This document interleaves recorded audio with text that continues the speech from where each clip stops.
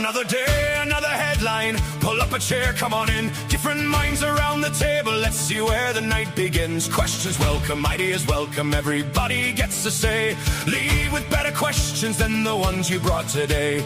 Community, unity, learning, thinking. Welcome to the following, where good logic has a say. Think a little, laugh a little, grow a little today. Not at all the leader of the following, not at all a cult type of cult. Hey!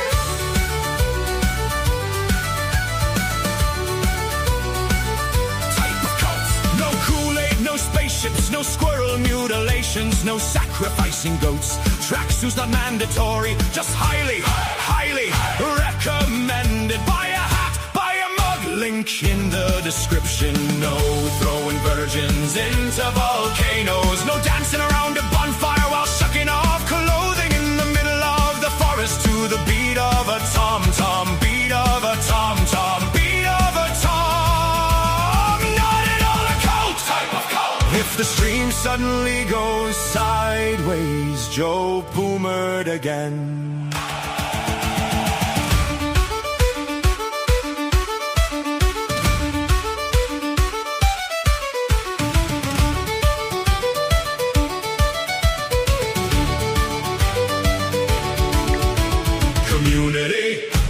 Unity, learning, thinking. Pull up a chair, stay a while. Welcome to the following, where good logic has a say. Think a little, laugh a little, grow a little today. Joe is not at all the leader of the following, not at all a cult type of cult. The following program starts now.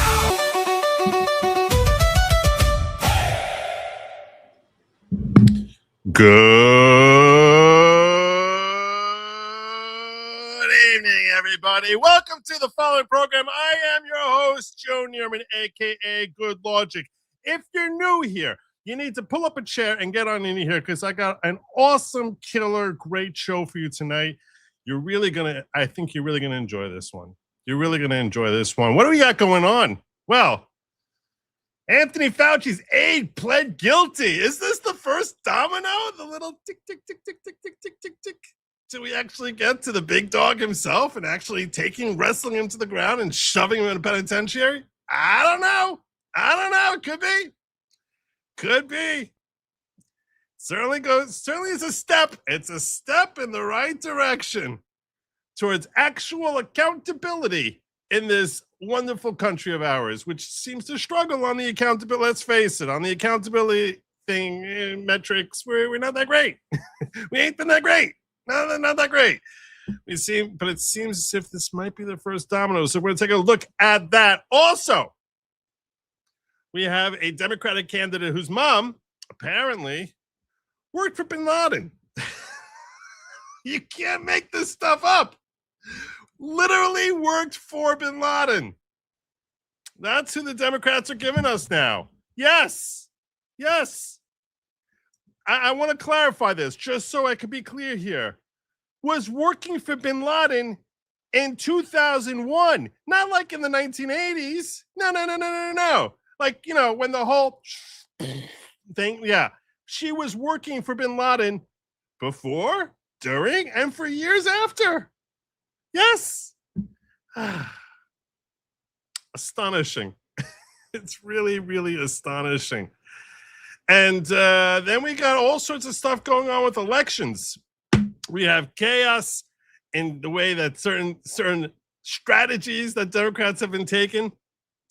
We got updates. I've got updates to you, positive updates with respect to forthcoming elections in November. I've got primary results, which for the most part are like amazing. So all that and more. One more thing is we have a goal tonight, which is if we get to hour 3, in hour 3, I'm going to be breaking down for you how Tish James, Tish James, New York's Tish James, is in a unique circumstance of real hot water. So that's just And she's struggling in ways that she never expected to struggle, and why she's going to have to appear in court herself to answer questions.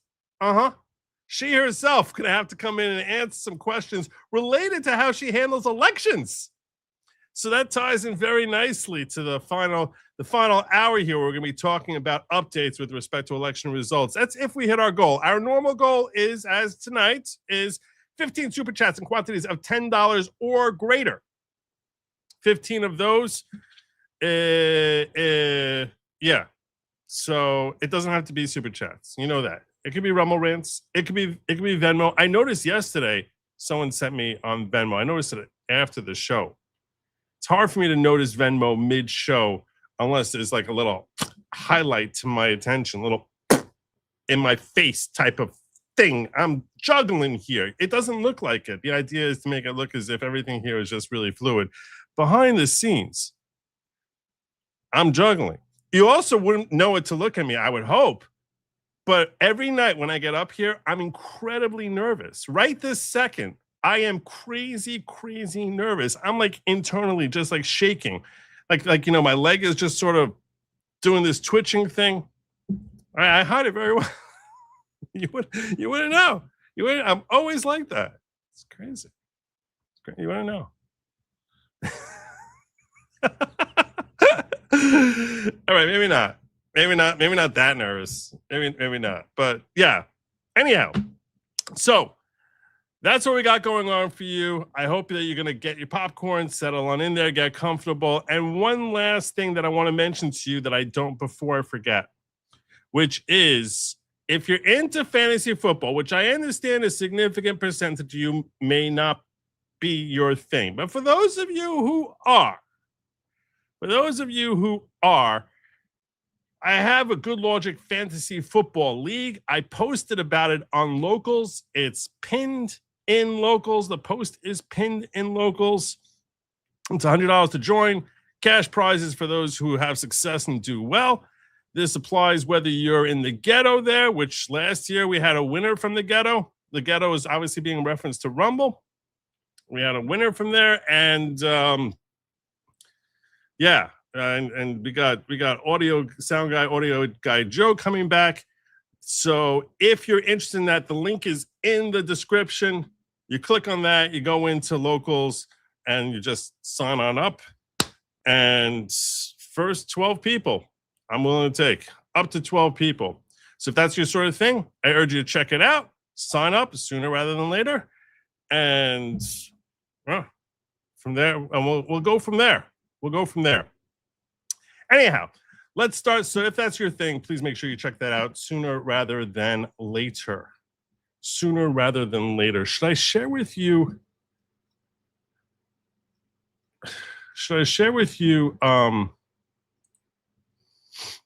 Let's just start with David Morens. Let's start with Fauci assistant David Morens. This is a press release that we had today. A press release.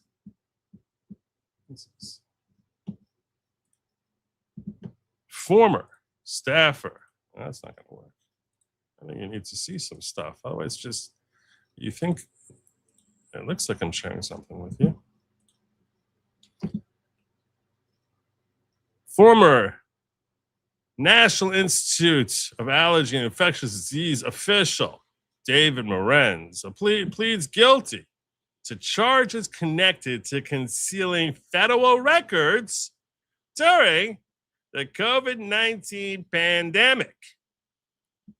A former National Institute of Allergy and Infectious Diseases NIAID employee pled guilty in federal court today to a conspiracy charge stemming from a scheme to evade FOIA. Didn't want to have to answer questions. Didn't want to have to turn over his emails. To evade FOIA requests and the Federal Records Act in connection with communications about coronavirus research grants. Because people, you might remember, a handful of you might remember that a few years back, I think it was like, what was it, 2018, 2019, 2020, around then, we had this COVID thing that happened. It was a big deal at the time. It was a really big deal. there was lockdowns and stuff like that, and everyone's like, where'd this thing come from? And all the people in charge were telling us, oh, there was a wet market in Wuhan, and these bats had this sick disease, and it morphs into some sort of human disease, and the next thing you know, and that's how we got it. A lot of people weren't satisfied with that, so they sent out FOIA requests, and FOIA wasn't coming back with anything. Anyone who questioned that narrative was called a crazy conspiracy theorist. Oh no, here come the crazy conspiracy theorists.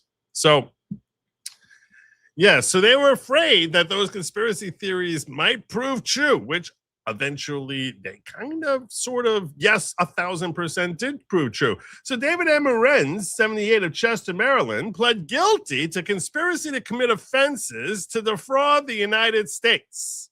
Morens served as a senior advisor at NIAID's Office of Director from 2006 through 2022.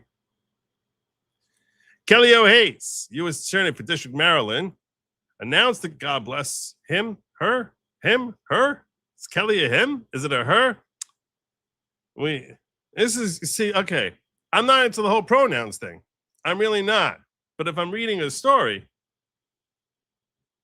kind of want to get myself a little visual in my brain. And if you have one of those names, which really can, bend either way, like Kelly or Pat or something like that, Rudy,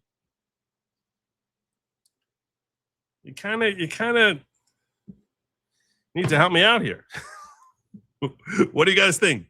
Guy or gal? Kelly O'Hayes. What do you think? Guy or gal? What do you think? Drop a guess in the comments below. Kelly O'Hayes, U.S. Attorney for the District of Maryland, announced the guilty plea with Special Agent in Charge Jimmy Paul, FBI, Baltimore Field Office, and Special Agent in Charge Marcus L. Sykes, U.S. Department of Health and Human Services, Office of Inspector General. So they're giving all their kudos there. They were all very excited about it. According to his guilty plea, Morens, co-conspirator 1, whoever that may be, co-conspirator 2, whoever that may be, and others conspired during the COVID-19 pandemic to defraud the United States after NIH terminated co-conspirator 1's grants. So co-conspirator, which I was looking into who are these co-conspirators. In case you're a little bit confused about what exactly happened here, I want to try and crystallize it for you so you can understand. So we have NIH. Okay, and NIAID, they, by Congress, get grant money that they can give out to do various kinds of research, including into things like coronaviruses, right? Because coronaviruses existed long before 2020. We've had coronaviruses going on, well, probably for thousands of years, but we've labeled them coronaviruses for some period of time shorter than that, and probably less than a century. But we had all this research into coronaviruses that's been going on, and so we have grants for doing research into how to deal with coronaviruses. So NIH gives out these grants, and they basically said, okay, so the NIH terminated the grants, and after they terminated, understanding the risk of bat coronavirus emergence, after they got rid of it, based on allegations that COVID-19 emerged from the Wuhan Institute of Virology. So they basically said, yeah, we're gonna be killing this whole research thing because we have certain concerns about what the hell is happening there. And they're like, okay, everyone, pack it up and delete. This was like Bug Out in MASH, if you're old enough to remember that. There's probably a fresher reference I should be able to pull up, but when he came to actually pulling out all the stops, as far as like, oh my God, we're done over here. What are we going to do? So NIAID awarded the grants company 1 and co-conspirator 1, who made a sub-award to the Wuhan Institute of Virology. So after they got the grants, so this company 1, which is probably EcoHealth Alliance, probably. This could be Peter Daszak, these individuals. It could be Fauci. So they basically said, okay, so that company that got the grant, they basically said, okay, we're going to give some of the money over to Wuhan Institute of Virology so that they can work with us to do the research here. Which it was at a point in time, they started doing this after Obama banned gain-of-function research in America. So instead, they just took American money and they went out east.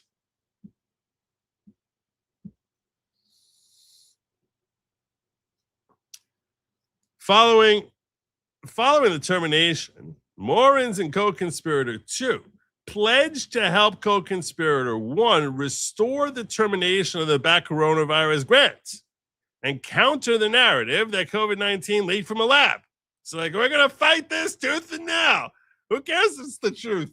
That's why we have to fight it all the harder. If it wasn't true, we wouldn't worry so hard about fighting it. In the anticipation that their communications would be requested through FOIA requests, because obviously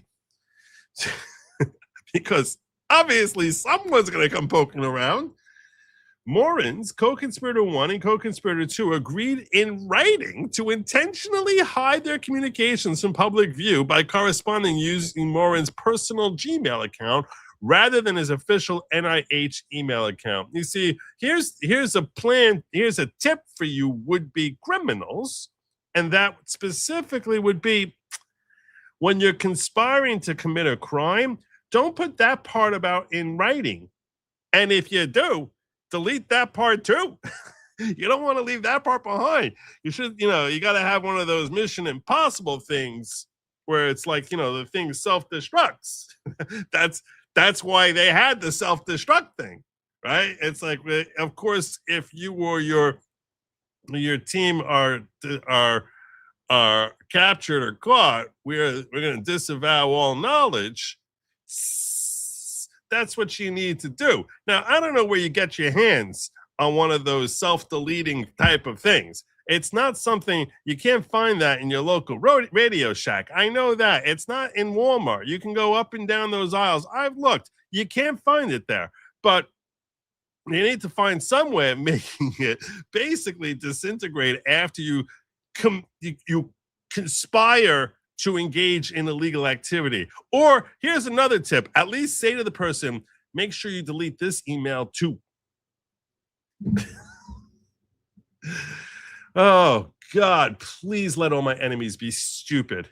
Please, God, let all my enemies be stupid. The co-conspirators used Morens' personal Gmail account to exchange non-public NIH information, correspond about their efforts to influence NIH to fund Company One, because they still want more funding. The one thing that you always want if you get a ton of funding from the government, the one thing that you always want once the government gives you a ton of funding is more funding. That's first and foremost. Whatever scientific research is being funded, you're like, oh, okay, Congress likes this. Let's do more of that. Let's lean in hard on that. It's like a YouTube content creator who goes viral with a video. You just like, let's keep beating this freaking horse. That's what you do. So too with scientists. They're like, okay, Congress approving research here. We definitely need to inspire them to have us, funded for additional similar research. So the co-conspirators used his Gmail account to exchange non-public NIH information, correspond about their efforts to influence NIH to fund Company One, exchange editor drafts of letters addressed to NIH leadership for Company One and co-conspirator 1, and back channel information to senior NIAID official 1. Now that might be Fauci. I don't know. According to court documents, each of these matters fell within Morens' role as senior advisor and constituted federal records that need to be created, maintained, and exchanged on government systems. You can't just go talking about this in your own back channels because you don't want people to hear what you're saying. Additionally, as admitted in his guilty plea, Morens and co-conspirator 1 conspired to pay illegal gratuities. Co-conspirator 1 gifted Morens wine for his behind-the-scenes shenanigans, in quotes. Shenanigans in quotes. I can understand why they use that word. I use that word in the title of a video that I created like a week or two ago, and ever since then, AI wants me to incorporate the word shenanigans in every title. And I'm like, I think you're going in a little hard and heavy on the shenanigans. It's a little bit hot and heavy on that. It's a nice word. I don't have a problem with the word shenanigans, here and there, but I don't want it to be like, this is like the shenanigans channel, that every episode you look through like a log of like my last 12 videos, and like 9 of them had the word shenanigans in there. It's too typecast. You know what I'm saying? It's not what I'm looking for. It's not. Well, anyway. So co-conspirator wanted gift Morens for his behind-the-scenes shenanigans. Apparently, that's either what they wrote in the indictment or it said on the gift card when he gave him the wine. Thanks for all the behind-the-scenes shenanigans. Which that would be hilarious. I assume it was probably in the complaint, or maybe in the allocution. I don't know. You see how it's in quotes? A gift and wine for his behind the scenes, and arranged for its delivery. I'm sorry, I just think that's funny. Anyway, yeah, and arranged for its delivery to Morens' Maryland residence. Morens then allegedly identified an official act that he could perform to deserve the gift, which was author a scientific commentary in a prominent medical journal advocating that COVID-19 had natural origins. So thanks for the wine. Let me go out there and write a whole bunch of crap and try and pass it off as science. I really appreciate the wine. Thanks so much. I'm going to go spend a few hours now crafting in exchange for that. I hope it was an expensive bottle of wine, because sometimes people gift a bottle of wine and it's like $12. I hope it was at least an expensive bottle. So he said, I'm going to go write an article now, completely full of crap that I'm going to call science. And I'm basically going to talk all about the wet markets and the crazy Chinese people who are, eating them bats, and how it clearly got into the ingested system of someone who was eating bat soup. And then he started coughing all over people that didn't have good hygiene, and how there's all these beetles that came up from the ground, like in the Mummy. And I'll write something. It's gonna seem very legit. Co-conspirator 1 suggested he would provide Morens with additional things of value, including meals at Michelin-starred restaurants in Paris, New York, and Washington, D.C. This is like the laziest bribe imaginable. I mean, some people just give money. I guess they worried that would be that, or you can gift like, really expensive stuff. I understand like a crazy expensive meal at one of these places could cost 4 figures. I guess that's a pretty pretty easy to bribe. That's a guy that's pretty easy to bribe. Morens is facing up to 5 years in prison for conspiracy to commit offenses and to defraud the United States. Actual sentences for federal crimes are typically less than the maximum penalties, and we should have grave concerns about that. Federal district judge determines sentencing after considering the U.S. sentencing guidelines and other statutory factors. So it's less about the amount of time he spends in jail. That's a part of this story, but it's more than that. It's actually much more than that. And the reason it's much more than that is because ultimately, first and foremost, this is a guy who's bribed for a freaking bottle of wine, and it's like literally, some high-end prostitutes charge more than what this guy charged for whoring out his integrity, right? I mean, it was like, it's not just good enough to give him like dinner in a fancy restaurant and a bottle of wine. They usually would want some cash too. Not David Morens. No, not him. So his selling his integrity that cheap, that being that needy. And let's face it, he probably wasn't to him, he probably didn't find it that objectionable, because I assume and this is purely based on speculation on no further information than the article we just read right now, but my experience as far as reading people in general, not David Morens specifically, but I would assume that someone who's willing to sell his integrity that cheaply has certain character traits which might make this person a prime candidate for rolling over on individuals the likes of Dr. Anthony Fauci. The reason I say that is because anyone who is so craven that he's invested his entire life into like basically, building a legacy of scientific integrity and all the accomplishments for the research and the federal awards and grants that he's associated with, or the high positions he rises up in NIAID in order to be awarding these grants, all this different acclaim that he's gotten, he's willing to basically cheapen for a bottle of wine and a fancy dinner. This is someone who is craving comfort and luxury in a sick and twisted and unhealthy way. Someone who has that particular character trait is probably incredibly averse towards going to a federal penitentiary, more so than someone who's a little bit thicker skinned. This is someone who's basically a poof. He needs to have plushness around him, which means that he's probably terrified about the prospect of spending even 10 minutes in a federal penitentiary. That being the case, he would seem to be a very prime candidate to actually share the goods on his friends in order to escape punishment. And those are the best rats to have. They're very squishy rats.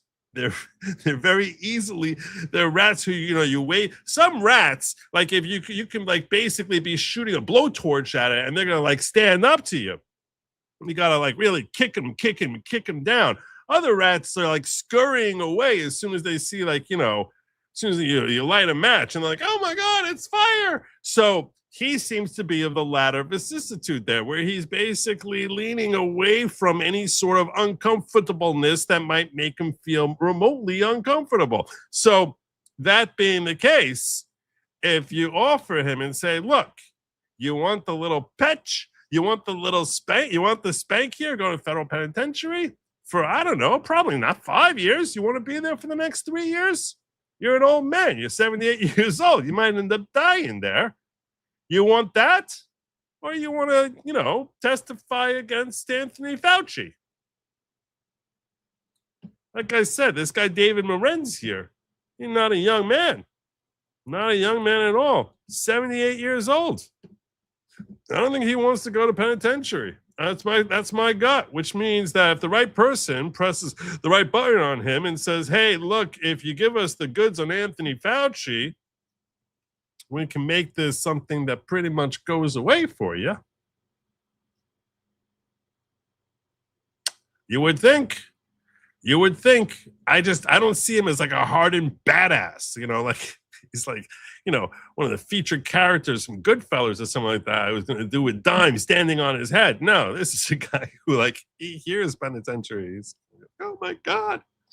So you would think. So to me, that's a good sign. I think it's potentially a very good sign. Very, very good sign. Anyway, yeah, that's what I'm saying. I think he'll flip in a heartbeat. So, to me, it's an excellent sign. All right. Well, anyway, so I'll keep you updated. Certainly, if we hear any news on Dr. Anthony Fauci going down the river, we're definitely going to apprise you of that. J.H. Schwab coming in here. Joe. I don't know who this Tom guy is and why we're beating him, but I feel sorry for him. Anyone named Tom who gives a super chat, I will match it. I feel for you, Tom. You're like the Israel kid I send money to in the 80s. The Israeli kid I sent money to in the 80s. Yeah, well, that's very thoughtful of you. That's very, very thoughtful of you. I happen to really in one of the earliest versions of that song, it automatically just repeated that like a couple of times. And I like the rhythmic feel of the line.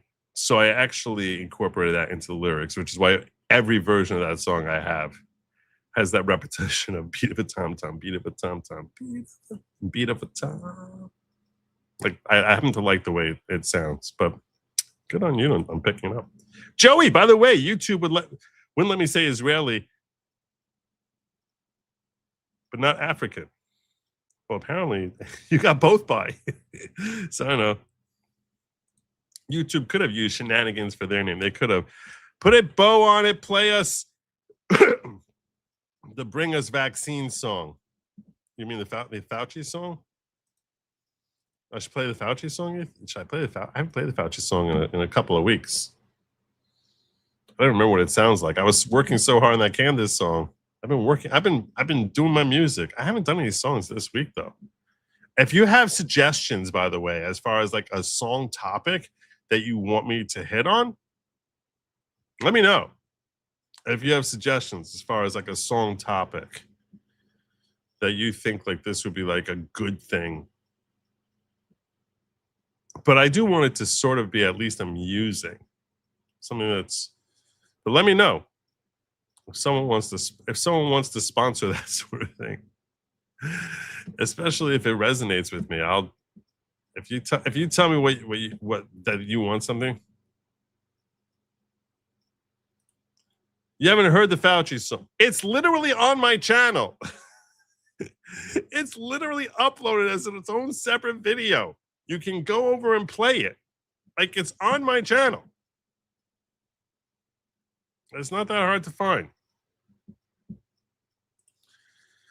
I was going to complain about being bored with your reading last week. Today's reading, however, can be entertained. Well done, Joe. I want you to know, Audubon, I want you to know something. I take criticism like that to heart.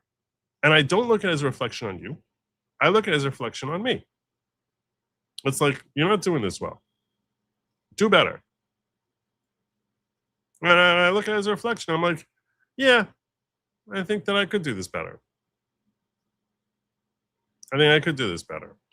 So, yeah, that's what I want to try and, give that zest. The kids singing at the presser. What kids singing at the presser? What presser? What are we talking about? What are we Are the kids singing at the presser? I don't remember kids singing at the presser. The vaccine song? There was a vaccine song of a kid singing at a presser? Is that really true?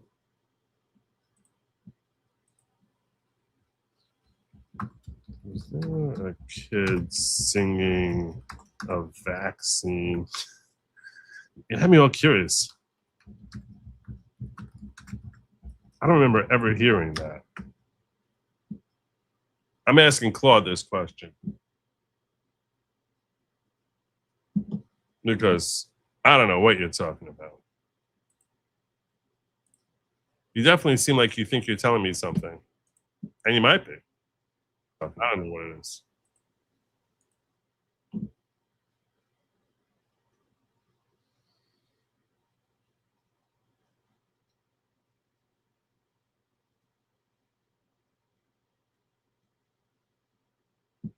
Conch Talk says yes to the tune of Sandman. Bring me a dream. Oh, good golly. Oh, God. Oh, God. Lord, please never let me write something that terrible.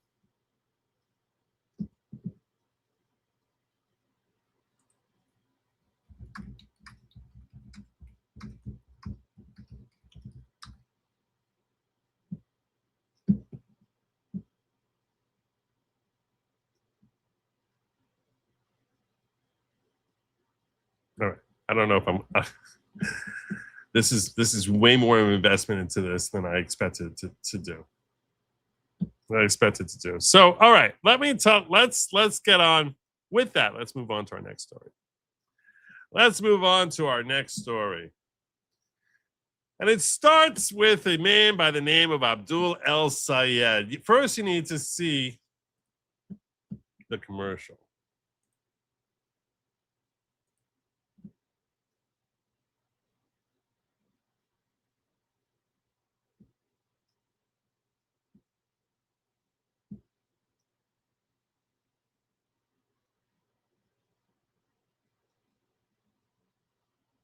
Well, we'll do it this way.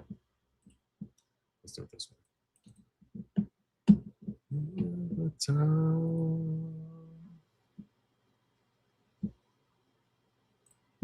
First reaction to Republican Senate candidate Mike Rogers' recent campaign video.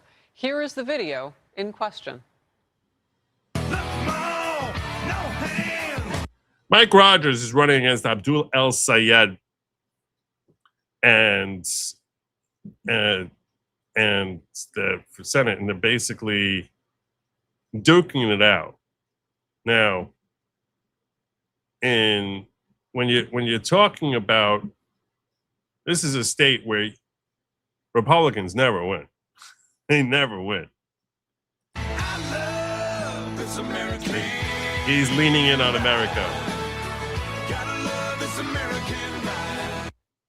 Riding through the Woodward Dream Cruise in a vintage red Ford pickup, American flags flying with the back, with Toby Keith's American Ride blasting. Sounds like a perfect day for many in the nation, but not for Abdul El Sayed's top aide, Mason Pressler.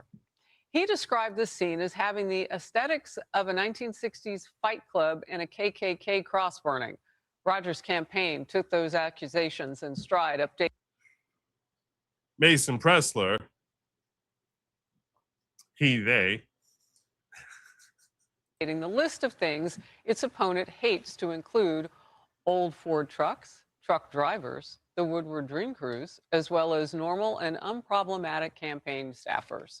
El Sayed's team says Pressler's views are not representative of their campaign as a whole, and that his X account explicitly states his own opinions. It is a very American commercial. It's leaning in hard on the America. And it's funny to, like, you know, how stupid you can be to basically portray that everything American is, you know, inherently evil. But that's not surprising coming from a supporter of Abdul El Sayed.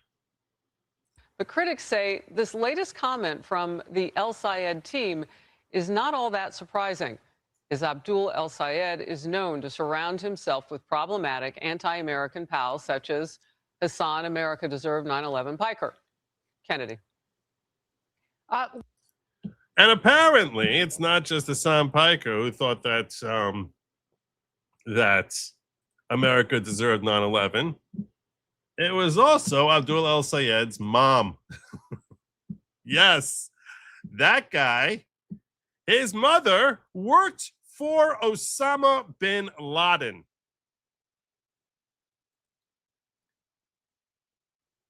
As reported here by NRSC, the Midwesterner says Abdul El Sayed's mother worked for a designated terror group, IARA, that provided direct financial support to Osama bin Laden, Taliban, and Hamas.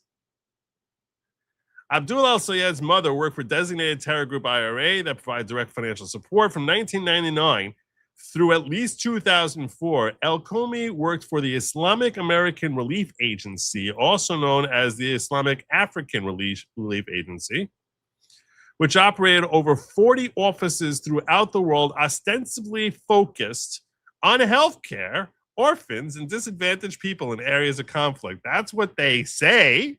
That's what they say they're about. However, in October of 2004, the Department of Treasury designated the worldwide network along with 5 senior officials as an organization supporting terrorism, including support for Osama bin Laden, the mastermind behind the 9/11 terrorist attacks carried out by Al-Qaeda that killed nearly 3,000 Americans. I think it was over 3,000 Americans. I don't know about my reckoning, but notice the time that she's working there, from 1999 through at least 2004, before 9/11 During 9/11? After 9/11? That's where his mom is working. According to a 2004 Treasury announcement, IARA is identified as not as an NGO formerly affiliated with Maktab al-Khidmat, which was co-founded and financed by Osama bin Laden. It was co-founded and financed by Osama bin Laden and is the precursor organization of Al-Qaeda. Wow. Wow. They have literally nominated for the Senate the son of an Al-Qaeda agent. You can't make this stuff up. You can't. Not just an agent. Like during 9/11, she was like working that day on 9/11, on September 11, 2001. Presumably that Monday, she was working in their office. In 2000, one of the IARA's Afghanistan leaders accompanied the Afghanistan AMCAN leader on a fundraising trip to Sudan and other locations in the Middle East, during which $5 million was raised for MK activities. IRM, MK, and UBL commingle funds and cooperate closely in raising expenditure of funds. They engaged in a joint program with an institute controlled by UBL that was involved in providing assistance to Taliban fighters. Information available to the U.S. shows that the overseas branches IARA provided hundreds of thousands of dollars to UBL in 1999. The announcement alleged IARA also supported Hamas and other terrorist organizations through at least 2003. In March 2007, the Department of Justice charged IARA US with 33-count indictment for illegally transferring funds to Iraq, violating federal sanctions. The superseding indictment followed in January 2008, and in 2010, two of IARA's board of directors pled guilty to conspiring to move more than $1 million to Iraq. So, yeah, pretty directly, they are basically working towards helping support terrorism. The list of exhibits filed in U.S. District Court for the Western District of Missouri in May 2010 references El-Komi 14 times. It's not like she was some secretary. She's referenced 14 times, documenting participation in 8 wire transfers and 5 recorded calls between 1999 and 2002, including an IARA USA transfer request for $24,607 to its Iraq office. El-Komi's brother and El Sayed's uncle, Mohammed and Mohammed El-Komi, were also listed in 19 exhibits involving phone calls between donors, IARA officials, and others. While neither El-Komi was ever charged with a crime or named as co-conspirator, and none of the individuals involved in the case were ever charged with terrorism-related crimes, IARA USA pled guilty in court for conspiring to violate sanctions by illegally funneling nearly $1.4 million to Iraq and agreed to dissolve the organization in 2016. The plea agreement acknowledges that due to its designation as a specially designated global terrorist and the subsequent blocking of all its property, that they had no funds readily available to pay at any fines. So they don't pay any fines. They basically... And she never faced any criminal charges. But she's referenced in those documents his mom and uncle. These are the documents.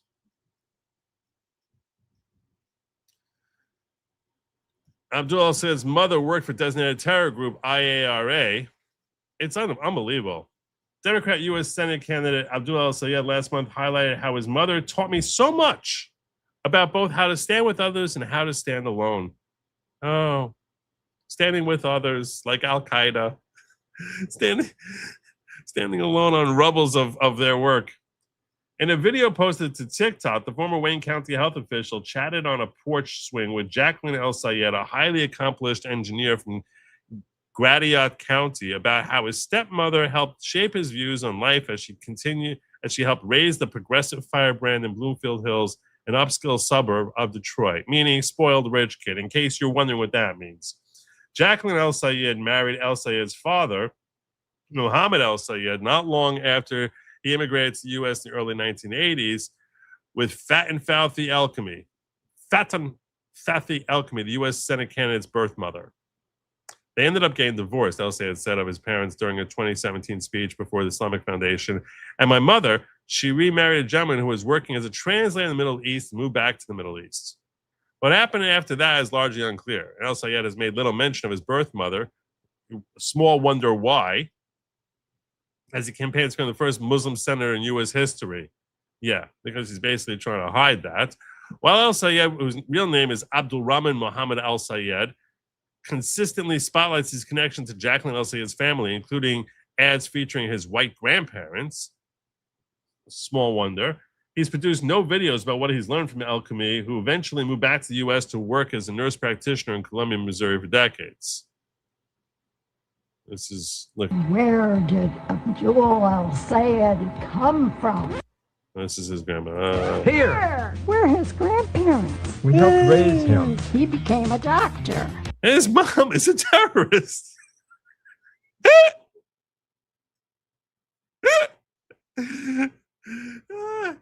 His mom is a terrorist. They leave that part out. They leave that part out. I mean, I guess she's not technically a convicted terrorist. She just worked for a terrorist organization and was mentioned 14 times in documents. So I don't want to, misspeak. She's not technically a convicted terrorist. She just works for an organization that funds terrorism. So, I don't know. You do the math. And was working for them on 9/11/2001. From 1999 through at least 2004, Alchemy worked for the IARA, also known as whatever. And then we read through this part here. The list of exhibits, there was evidence used to secure those convictions against the company, included 945 exhibits detailing phone calls, faxes, wire transfers, tax forms, emails, bank statements, and other documents. The list of exhibits filed in the U.S. District of Missouri in May 2010 references Alchemy 14 times, documenting participation, 8 wire transfers, 5 recorded calls between 1999 and 2002, including a transfer request form for $24,607.34. This is that exhibit right here, exhibit 435. Someone spent a lot of time researching.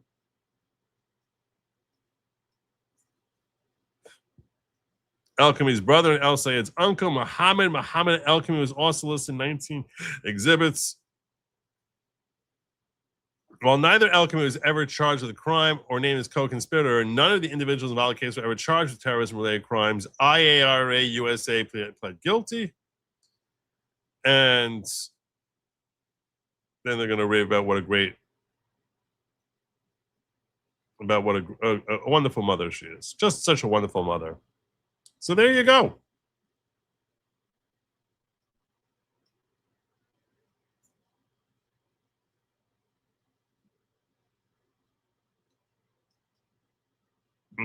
This jackass, like every Democrat and certainly every progressive, screaming Medicaid for all. Yeah. Democrats broke the system when they unilaterally gave us Obamacare. So now that it's broken, we need to do it even worse and break it further with Medicare for all. If the disaster of how the VA hospitals were working don't adequately display the ineptitude of the U.S. government in running medical health care, I don't know what can. That's on a small scale, relatively small scale compared to the entire country. Whatever problems you see with the VA, multiply that by 100.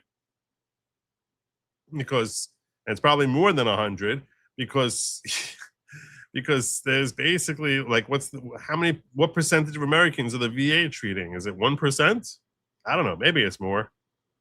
But you got to figure that the problems are only going to they tend to increase exponentially. They don't sort themselves out.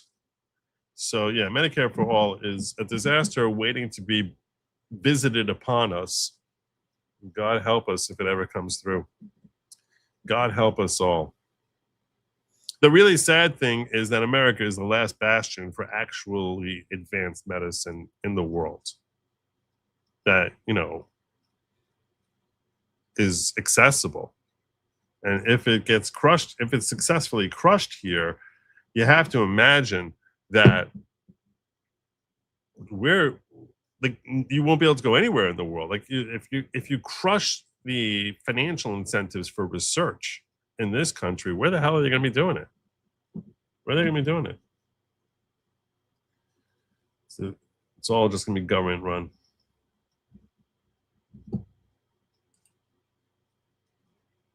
I also want to, so that's the, as we start working towards our election coverage, because obviously El Sayed is someone who is hoping to win. By the way, I saw a clip out here which said Mike Rogers is surprisingly leading in the polls.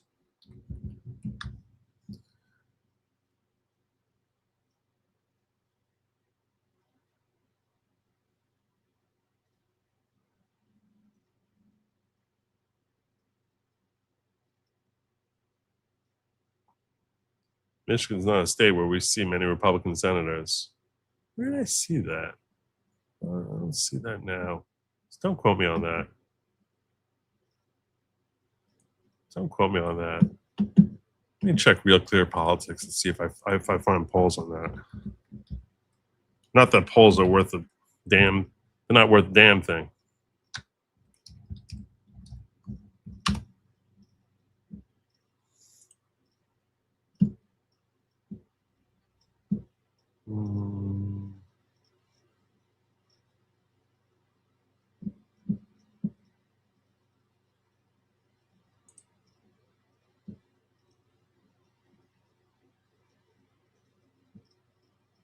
Maybe let's find this quick.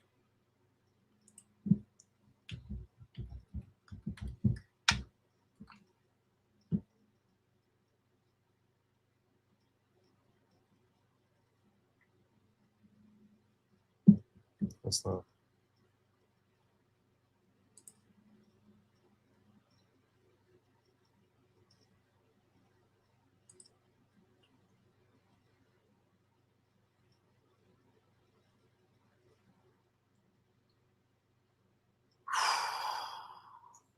This is showing El Sayed up by 3.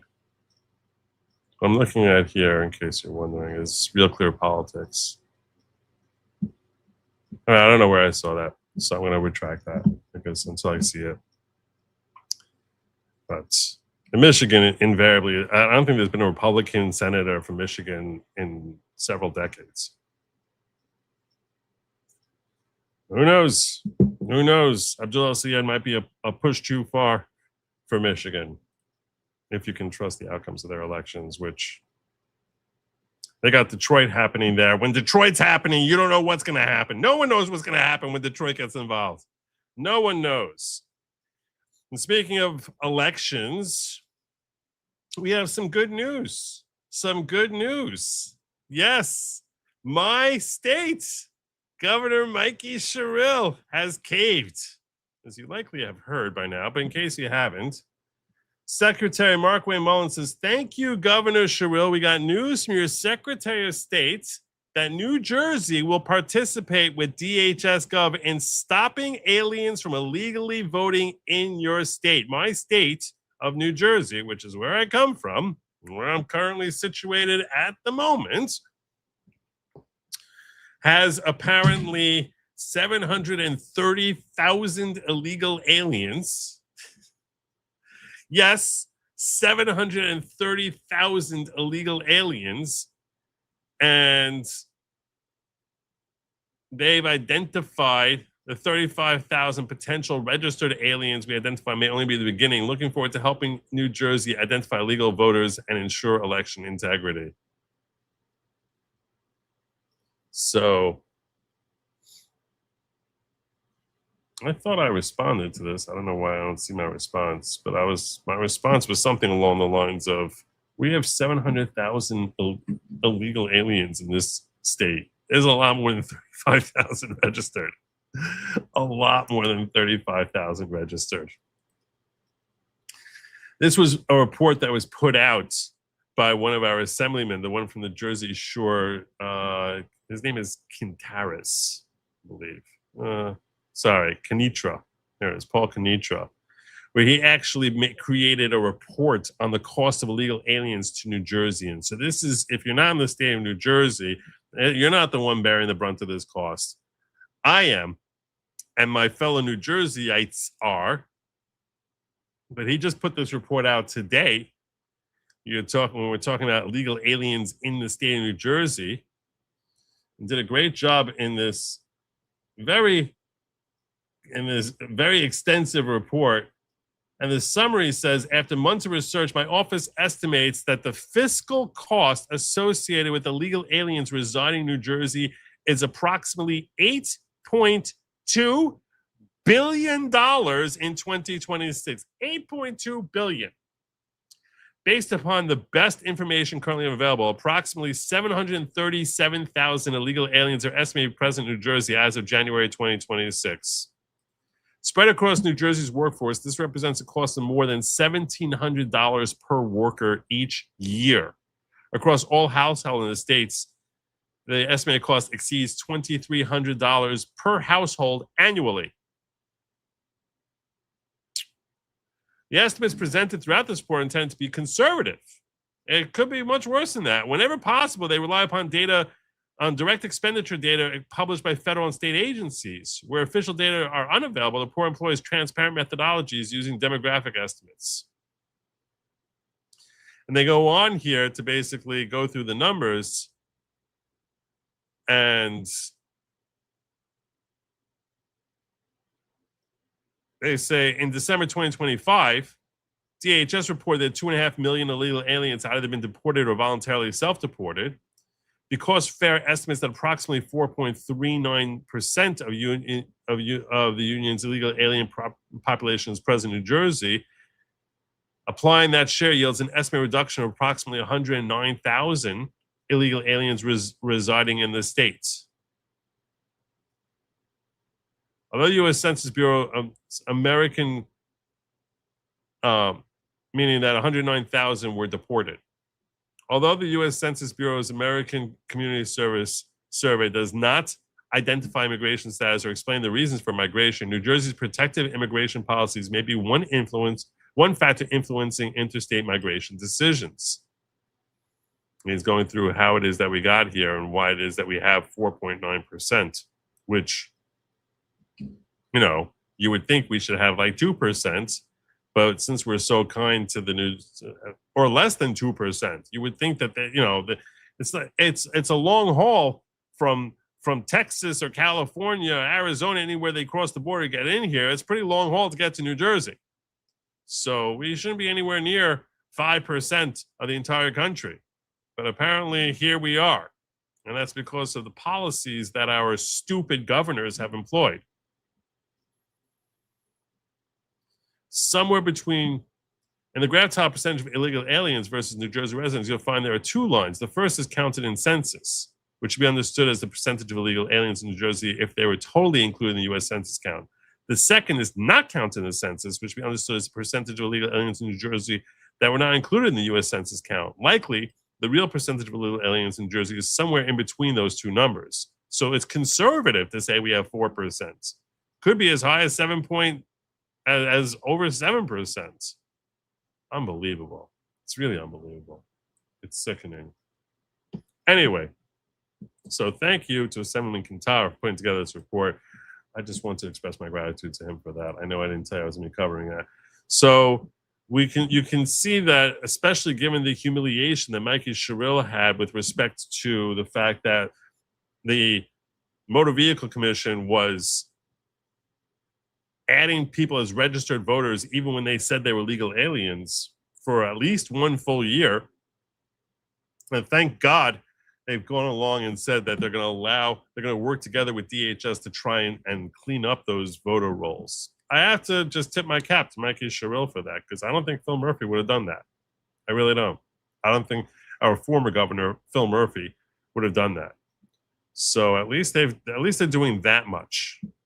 They're at least trying to put on a face of trying to take care of this illegal crap.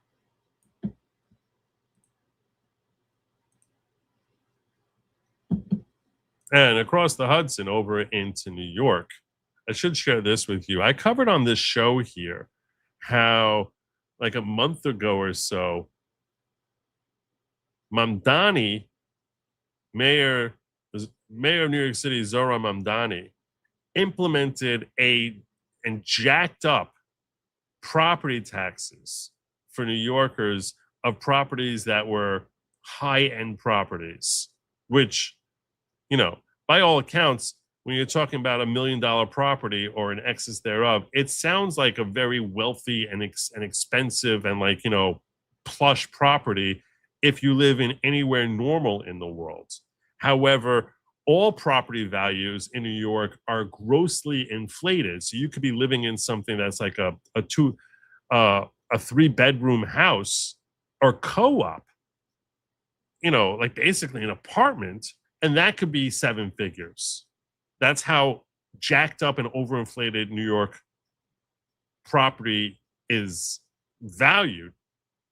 Those values have been crashing drastically as a result of since COVID, and also as a result of very, very stupid policies that were employed with respect to, you're talking about multiple dwellings. I don't want to get into that, but in addition to jacking the rates, he doxed lists of thousands of people who own these properties, how much the property is assessed at, where the property is located, and made that publicly available to everyone. So here you have a guy who runs and is promoted by an organization like DSA, which is basically saying, eat the rich, cheering the likes of this clown Luigi Mangione for shooting a wealthy health insurance CEO, like you know, coming fanboys and fangirls over this dude. And now to this very same crowd, you're doxing all the wealthy people. Wow. So they're up in arms. They are up in arms, going berserk, going bonkers. And they had a council meeting today. And you know what he does when it comes to a council meeting? Like basically talk about what the hell Zohar Mamdani is? Well, he decided to skip out on it. He's like, I'm not showing up for that. And he didn't send any representatives to answer any questions. It's like, we're not going there. You don't need to face it. No one's got to face the music on this, because it was open to the public. And they were basically like, the public is going to kill us right now. This is how great his policies are, that he's terrified to actually face the public. This is a very uncommon tactic that Zohar Mamdani's office took, because usually they're supposed to be there for these meetings, and here they're like, oh no, oh hell no. The administration Jack up the volume a little bit here.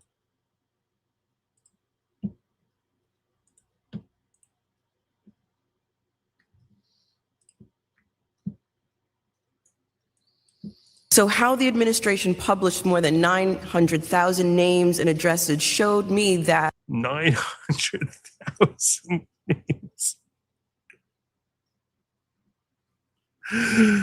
Understand this. They're basically saying like 10% of the people in New York that are considered wealthy because they own property.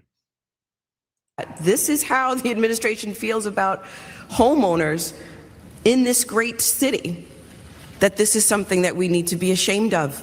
A hit list of the haves and the have-nots, a scarlet letter. They should show up and answer basic questions about the rollout. Somehow today, the administration couldn't find its way within the same building to City Hall to answer questions about. They're in City Hall. Like, he can't find his way downstairs. He can't come down here. He's too busy.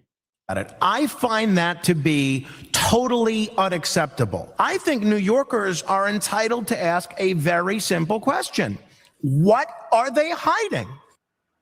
So residents taking issue with the city posting a public list of names and addresses that, quote, may be subject to this tax. People may be subject. They were even saying they are subject. These are people that maybe, why are you publishing this? If not to actually see them get purged. It's like this dude is basically asking for the purge. That's what he's doing. Why would you post a list of people who may be subject to, unless you're literally calling for the purge? There's chaos in the streets of New York.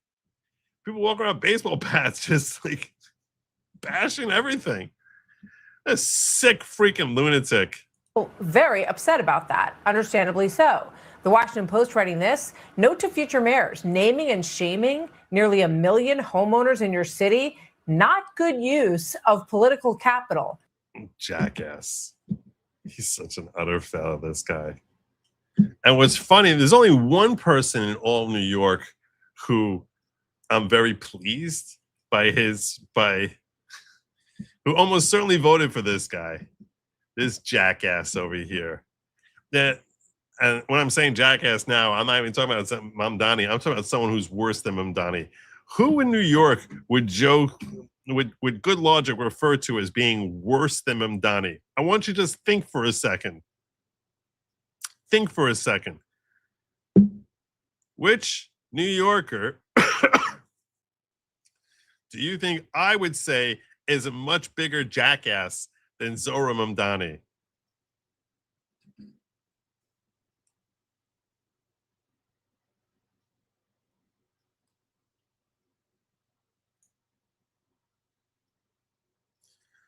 Nope, that's a very good guess, Culpercast, but no, not AOC. Ah, there we go. Zohran Mamdani refused to meet Robert De Niro face to face to discuss his property tax increases, and De Niro is not happy about it. I helped get this guy elected, De Niro told MSNBC. Now he wants to take more from me than any mayor in history. De Niro seems to have never looked up exactly what communism means. He's now in the find out phase of his new education. Let's see if I can find a clip. I'm going to see if I can find a clip of that. Let me see if I can find a clip of that. Let me take a moment. I found that like right before this show.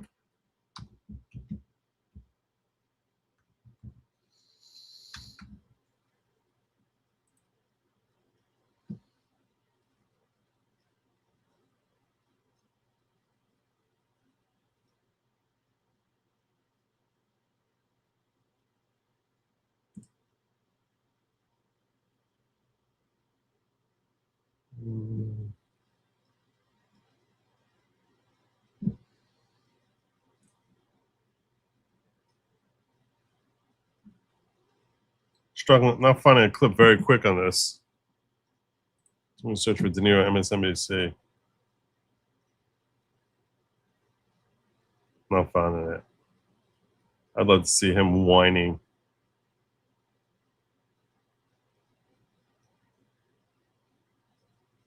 Such a jackass.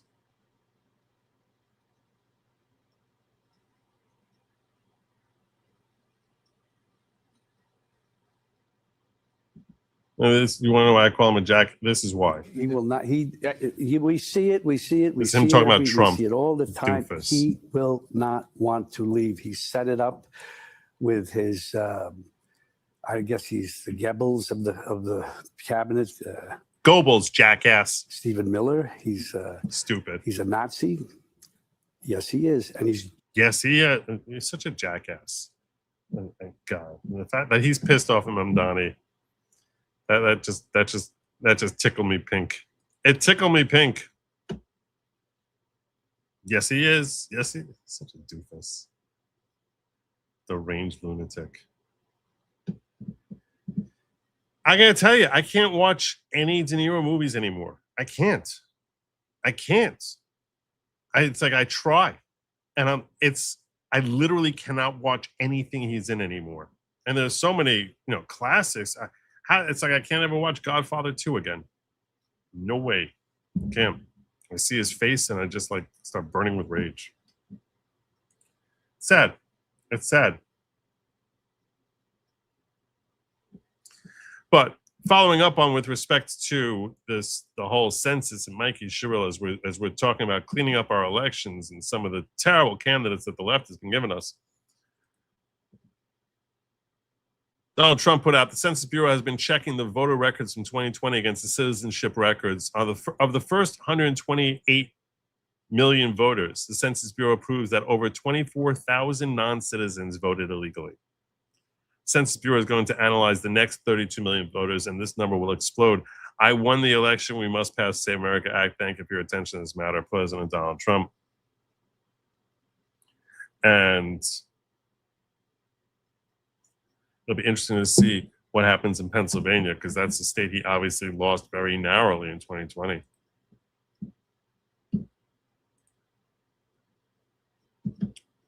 But in case you're unaware of it, this is a Tuesday in the summer of an election year, which means it's primary season. It is primary season. And we had elections today in Florida and Alaska. In Florida and Alaska. So tonight I want to start talking to you about some of the results of these elections so we can get some sort of little flavor over here, a little flav as to how things are going in these elections. And how things are going in these elections. So first, let me introduce you to some of the key candidates here. The key candidates. Let me find some.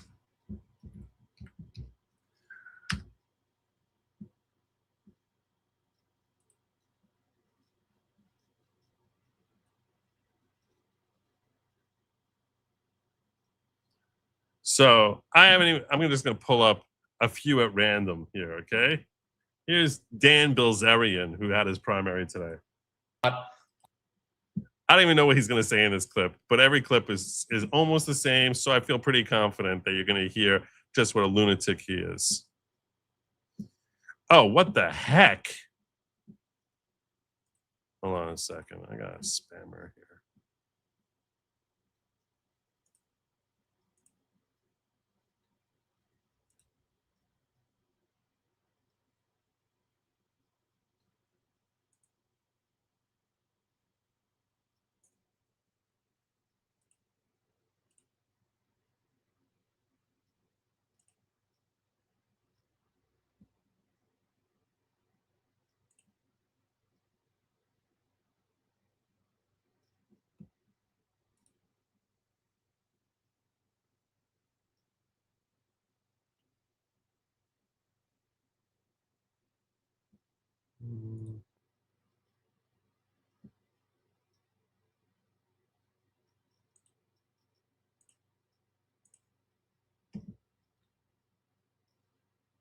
Unbelievable. That was insanity.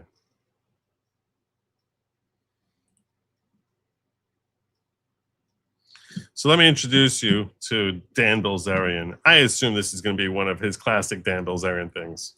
He's sent no mail out. He's done no TV. And so I'm the only one in the district that's run a credible campaign. We spent millions of dollars, and that's one of the things that Randy I think this guy's a billionaire, by the way. is obviously very worried about.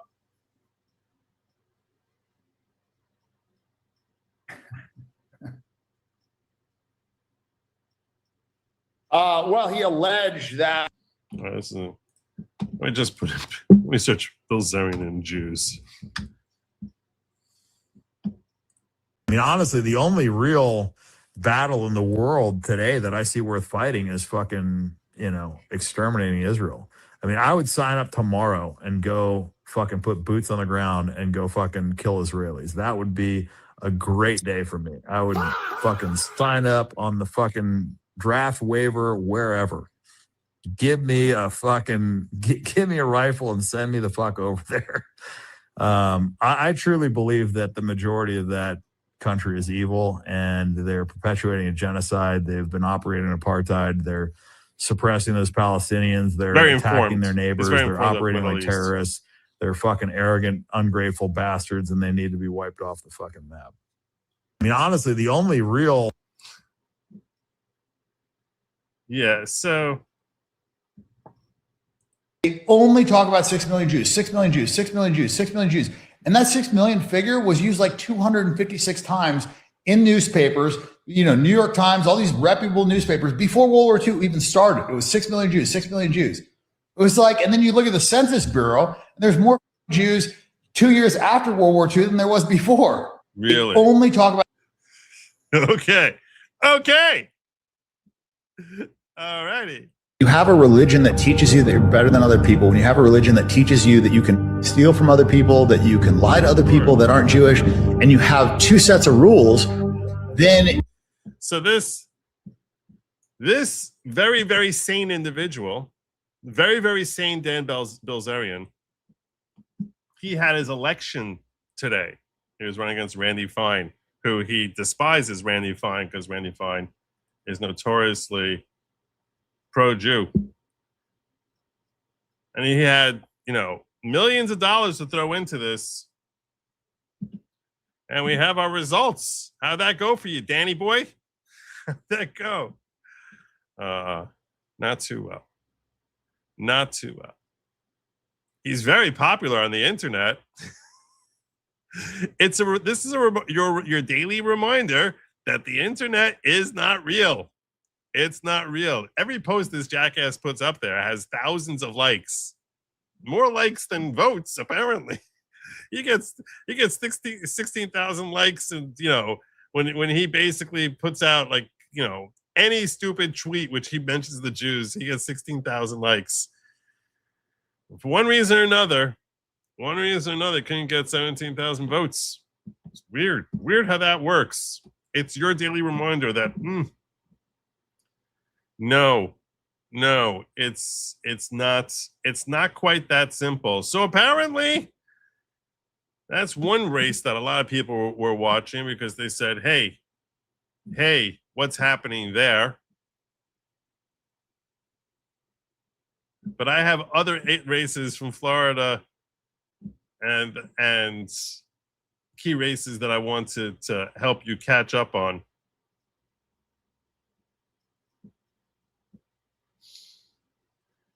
Here's another key race, Florida U.S. Senate. So Ashley Moody replaced Marco Rubio and became the interim senator when he became Secretary of State. So he stepped up, and she's now running for re-election because the term that she came in under, Rubio's term, would have been expiring now. So now she's running for re-election, become senator from Florida. And that's on the Republican side of things. So she ended up winning. She ended up winning that primary pretty handily. She got nearly 80% of the vote. Here's her success there. And she's been all right. I mean, nothing really noteworthy about her. We haven't heard that she's opposing the Save America Act. So that's one good thing about her, I guess. That's one good thing. But the interesting part of this race, the far more interesting part of this race was the counterparts, the Democratic primary for her Senate seats. So who's going to be running against her for the Senate? Well, one of the candidates that was running against her for the primary, for the Democratic primary for the Senate, was actually a person who you probably heard of. You probably know this guy.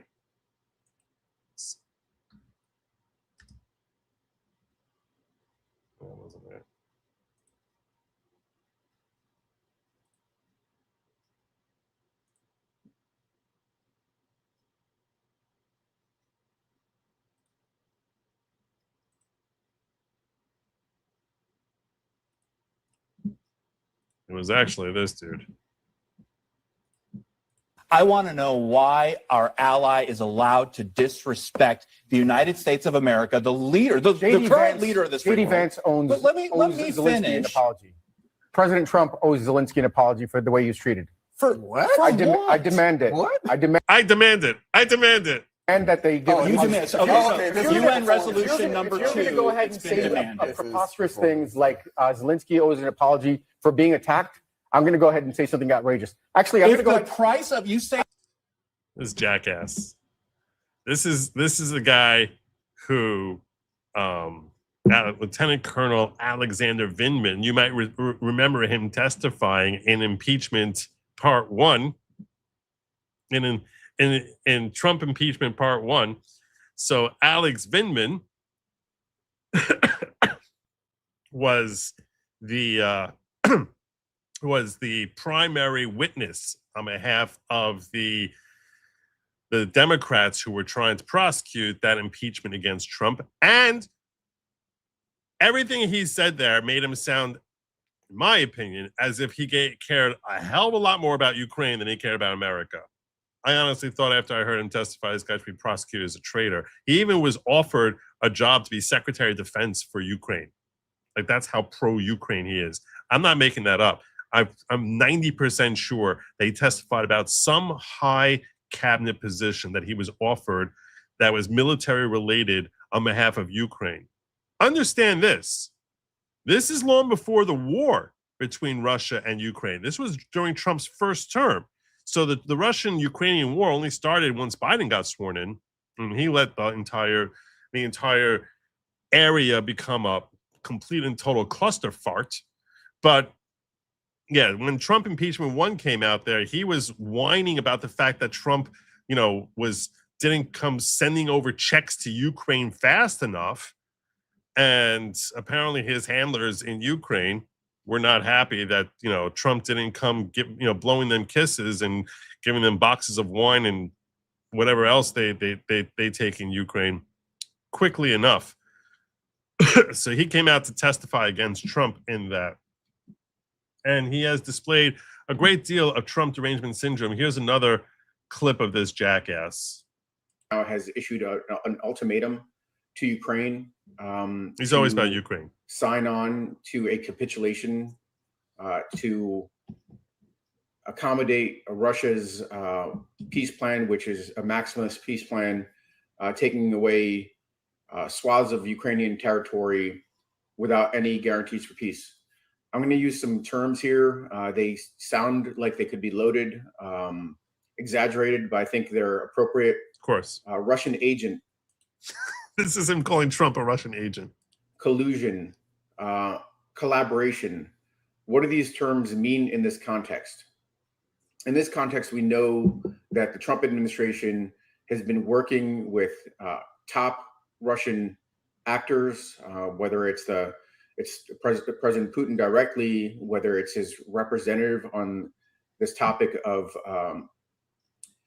Ukraine negotiations, Kirill Dmitriev, to carve out a peace plan that is intended to not protect Ukraine, not protect the Europeans, but very much focused on enriching Trump. Of course. Is this a new pattern or a strange pattern? No. We know that the Trump administration has violated the Constitution and the Emoluments Clause by seeking to enrich itself, whether it's a $400 million jet, 747 that the U.S.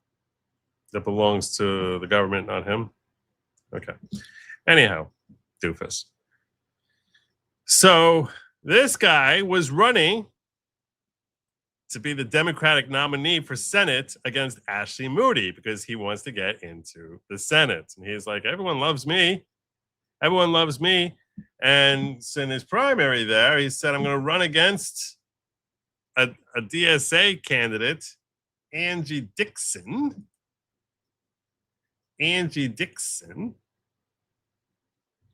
And he outraised her purportedly by a 16-to-1 ratio. So he's got the name, he's got the MSNBC appearances or the CNN appearances, he's got the big name and bright lights, he's got the I hate Trump more than anyone, and a 16-to-1 ratio. How'd that hold up for him in his little primary against Angie? I said Dixon's Angie Nixon. Is it Nixon or Dixon? Who the hell knows? Who the hell knows? They're saying it's Angie Nixon. I saw someone else say Dixon. Angie Nixon. Apparently it didn't work out too well for Alex Vindman. Alas, with 1.25 million votes counted, 95% of the votes in, and she thumped him by 12 points. That's a pretty serious thumping for someone who no one knows who the hell she is. No one knows who the hell she is. Not enough bad things can happen to the Vindmans for my satisfaction. Of natural causes, obviously. But yeah, no, I hope these guys lose all their money. I hope that they're shamed. I think that in my personal opinion about both he and his stupid brother is that they are traitors to this country. I think that they are terrible, terrible traitors to this country. So yeah, so that's another good thing that happened, is that Vindman got humiliated. Dan Bilzerian goes down. Alex Vindman goes down. All in all, seems like a good night. But there's more. There's even more. Give me a moment and I'll pull that up for you.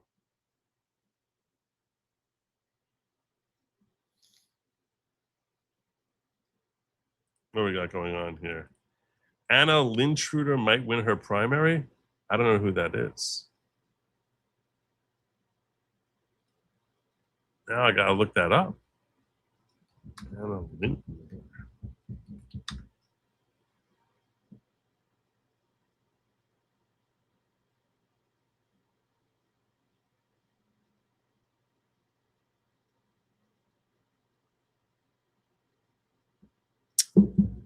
Not cool.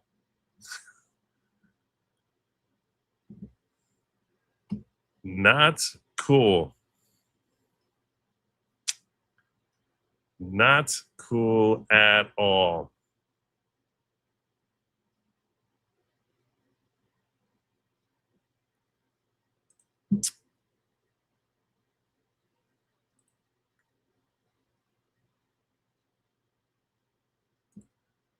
You guys don't like me.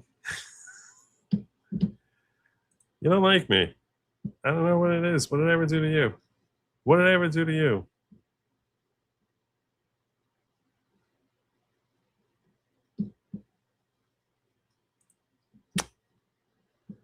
I don't think that that's a real person.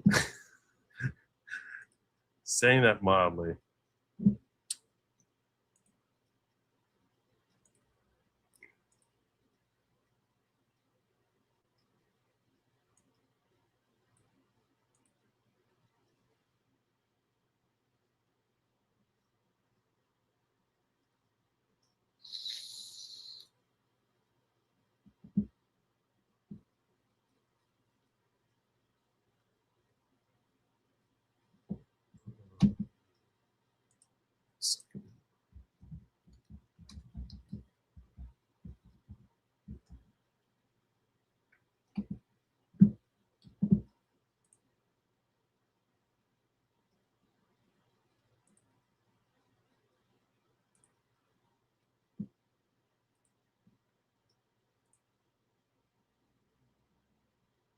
All right.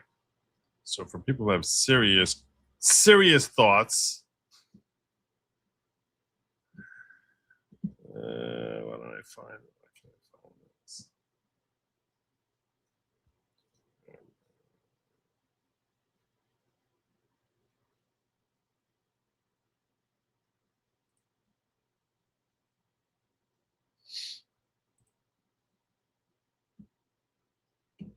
I want to introduce you to someone else who lost. You never heard of him before, trust me. But we're talking about DSA candidates. Oliver. This is Oliver Larkin, who is running for Florida's 23rd district. Oliver Larkin. Oliver, appreciate you coming on. Clay Travis here. And this is one of the things I'm enjoying about these primaries is watching the lunatics get washed aside. Because, yeah, he didn't do too well either. Obviously very concerned with giving people as many benefits as possible. But you also want to abolish ICE. We're $40 trillion in debt. Presumably, a lot of the free tuition would potentially, under your plan, go to illegal immigrants. We know roughly there are at least 20 million people illegally in this country. Should there be borders? What would be too much illegal immigration for you? 50 million? 100 million? You talked about Cuba. You talked about Nicaragua, Venezuela. Should we take all of Latin America inside of our borders? Where would you draw the line when it comes to who we should welcome in this country? I would draw the line at stopping these crushing sanctions regimes that Donald Trump has leveled on countries like you want to talk Venezuela in about his Iran first term. and sanctions and everything else, but just pure numbers. What is a number where you, Oliver, in South Florida would say, you know what? We've got too many people who aren't citizens of the United States. Right now, it's 20 million. Is that not enough? Would you? What is enough illegal aliens for you? Where would you say, okay, we've really got too many? We have 300 million Americans. How many illegal aliens do you want in this country? Do 50 million? Would you do 100 million? How many people do you think the United States should take in? And how many of them do you think we should provide free college for? What's the number? When would you, Oliver, say, you know what? That's too many? I think that we should follow in the footsteps of Ronald Reagan's immigration policy and grant amnesty to the millions of people. That's not a number. The 20 million people working, are here. taxes. Okay. So you're going to give 20 million currently in America illegally citizenship, but wouldn't that incentivize hundreds of millions of more people to come into America? I'm just asking, when is the number that you, Oliver Larkin, would say, hey, there are too many illegals coming in this country? Should we bring in all of Mexico? Should we bring in all of Venezuela? Like, what is the number where you would say, hold on, this is getting a little bit too expensive for the 50% of Americans who actually pay federal income taxes to be paying? I don't expect we're going to see much more immigration from Mexico when. How much more? He can't answer a simple question. You think Mexico's they will stop? President Claudia Hold on. Sheinbaum Why is would they raising stop the if they minimum can wage become and citizens? increasing home ownership. But you think Because they're Mexico is investing more in better their than people America? than we are here. You think life in Mexico is so good that Mexicans are going to stop coming here? What I'm saying is that there are governments outside of the United States that are investing in their people. Wait, I then why believe are that they we coming need secure here, borders, Oliver? that we have safe immigration. Oliver, because Donald if they're Trump and the doing Republican such a Party good is job in those destabilizing many of countries, these why are they countries. coming here? I don't understand your argument. Do you think Cuba has more civil rights than the United States? Why are people getting on floating rafts and risking their lives to get here if those countries are so well run? Because Donald Trump has the Navy blockading the island of Cuba from That even doesn't obtaining even oil. Doofus, they're not coming anymore. They came under Biden. You're saying because he's blockading Cuba, that's why they're coming here. None of them are coming now.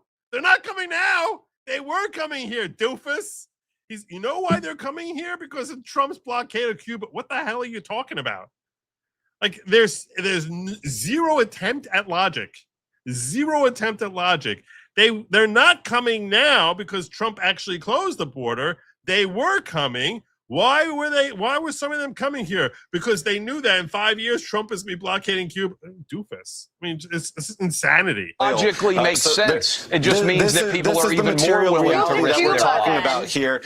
And of course, what we need in the United States is for Donald Trump and this administration, the Department of Homeland Security, Oliver, to stop I think you taking should away move to people's legal Cuba status, and run for like with president temporary there and protected see how your status, campaign where we goes, have because you half might of be the more nation's welcome there. TPS holders from Haiti that are living. Why should he not take it away? They'll be much better off if they go back to Haiti and get out of this godforsaken country, according to you. In Florida, that Donald Trump and Kristi Noem are ripping away Thank you, their legal Oliver. You've made a status. really Donald Trump strong ran on argument on solving the behalf of the immigration Socialist Party. crisis. We'll and- continue to discuss. Oliver, listen. Thanks so much for having me on. We had a lot of. Yeah, so that was Oliver Larkin, one of the DSA candidates. And here are the results. Jared Moskowitz, himself not too sane an individual, basically crushed the hell out of this guy. So it's very strange that, you say that people think all these socialists are doing so well. They are doing, in some cases, very well. It's very hard to sort of figure. Very hard to figure exactly what the hell is why it is that Oliver Larkin's lunacy didn't resonate with Floridian Democrats. But Florida is no longer a state that Democrats control. This is a state which now is very strongly Republican. It's as red a state as you can possibly find these days. This wasn't what I was looking for. I'll come to that in just a moment. I'll come to that in just a moment. Let me catch up on a few of these here. Joe, calm down. All Mamdani did was publish a list of kulaks. P.S. I heard you own 2 cows. Any truth to that rumor? I plead the fifth. I plead the fifth. I plead the fifth. 2 cows. If only it would save me having to walk out, like go out to the store to get milk. If only. I wish I had a couple of cows. Did you find out Great Lawgic was on the list? I did. He's not on the list. He's not on the list, so that's good. Breaking. Whistleblower says Vindman's concession phone call was improper. Nice. I see what you did there, Kimmy. I see what you did. Lieutenant Colonel was disciplined for speaking against the United States to other countries' diplomats. He's a traitor and a disgrace, and he should be ashamed. Amen. Harry Hagman's winning her Senate primary. Harry Hagman's is going to win. She's gonna win. She is awesome. Harry Hagman is phenomenal. And that's one of the things, like, you know, about these primaries.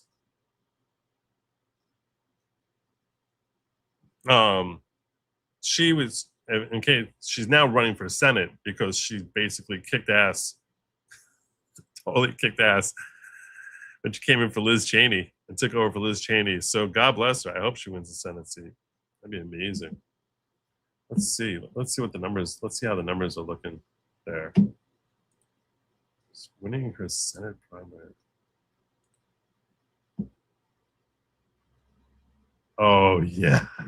Oh yeah. Oh yeah. Oh baby. Oh baby.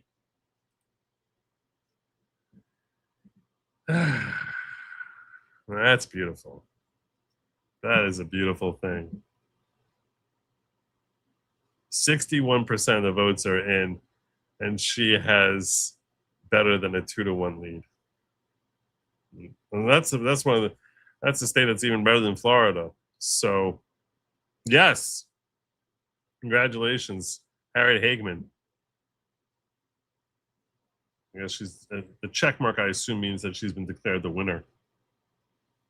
So God bless. In the Democratic Party, she's running against James Byrd. You see the numbers here? 89,000 people voting here. You know how many Democrats voted? Less than 8,000. This is why you could say, congratulations, Senator Harriet Hageman. The loser of this of the U.S. Senate race on the Republican side has 3 times as many votes as Democrats who voted. That's how dead ski this is for Democrats. This is complete. This is zombie land for Democrats. So she is going to be the new senator there. God bless her. God bless her. Thank you for having me check that out.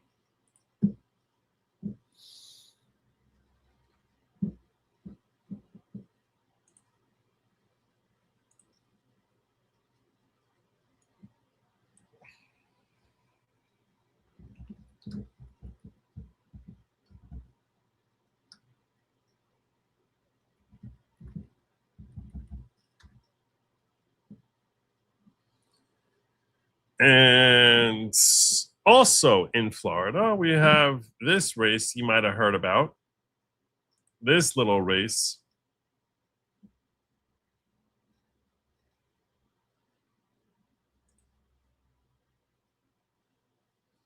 Byron Donalds running to be elevated from member of the House to becoming governor, replacing Ron DeSantis, whose term is set to expire. And Byron Donalds is crushing it and has been declared the winner in Florida. Byron Donalds, as you may be aware, one of the best members we have in the House. We'll be ashamed to lose him. Because whoever replaces him, which will likely be a Republican, is almost certainly not going to be as good as Byron Donalds. But with 95% of the votes in, he basically got 47% of the vote and just crushed them all. And he's going to be running against David Jolly. See, that's a little bit of a tighter thing. You can see it's still only 1.2 million Democrats voting compared to 1.7 million Republicans. So I think that he's got a pretty safe chance at taking this state. Pretty strong chance that he's going to take the state and become the next governor. And here's MAGA Voice pointing out, as we pull this up, Harry Enton. It's a Tuesday during election seasons. You know, not Harry Enton. Who's this guy? I always forget this guy's name. James Kornacki or something? I think it's Kornacki. The CNN election dude. Right, it's been right there at that 50-25 mark all night. You know, Collins, this would be his base. You know, Hillsborough County, he's running at 30% there, but he's still losing it. Actually, he's getting some votes up here, I should say. He's getting some votes up in North Florida, small counties. We did get an right. It's been right there at that 50-25. Now, and the point that was made by MAGA Voice is, let me get this straight. Florida already counted 80%, actually 95% of their vote in under an hour, but California needs weeks and months to finish theirs. This is why we want secure elections. Amen. Let's hear from Byron Donalds here. Affordable Florida starts with a limited government that respects hardworking taxpayers who fund it.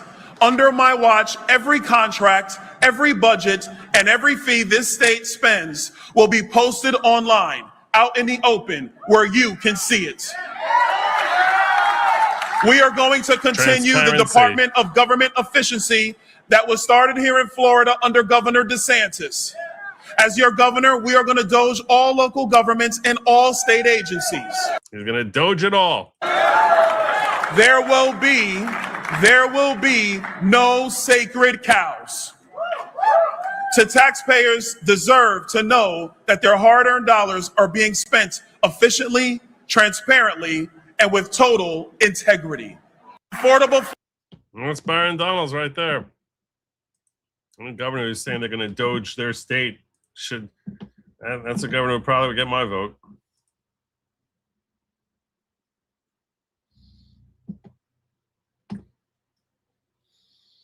There's one more Floridian election I want to tell you about also.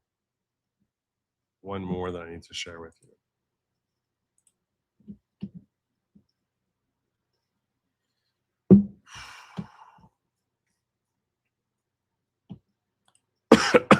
If you want to get state elected in Michigan, have Jake Lang do his idiotic protests and fights every week. Yeah, I know, it's pathetic. So stupid.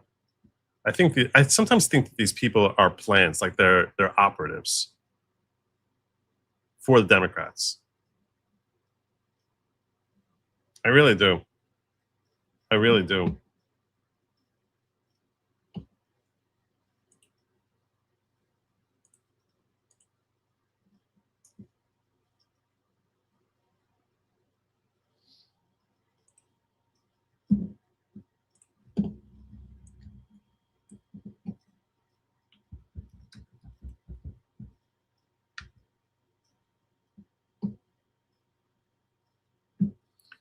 So actually, there's two more races I wanted to address in Florida. First one is going to be from the 20th district. And that's because this is a member of the House who's getting a lot of heat. A lot of heat. Am I not?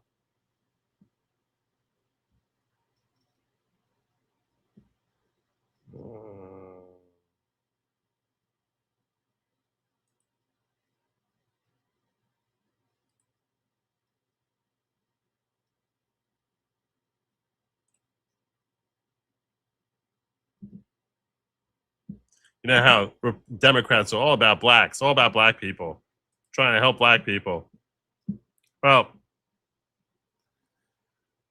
she's trying to make sure Debbie Wasserman Schultz, whose district got completely redistricted and had to switch over districts, now going over to the 20th district because she feels like she has no chance in her original district. I think it's the 24th. I think she's from the 24th district.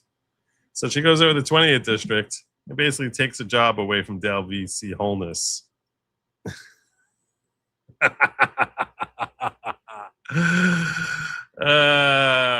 don't care. They don't care at all. So she basically goes over to a Democrat district, one of the 4 remaining Democrat districts in Florida, and says, hey, I'm going to be taking your seat now. Now, he's not the incumbent there, but yeah, they're listing her as the incumbent, but she's not from the 20th district. She's not, I'm like 90% sure she's not from the 20th district. Let me double check that, because I stumbled on this. I stumbled on this earlier. What district is Wasserman Schultz currently serving? These career politicians, they can't give it up. They can't give it up.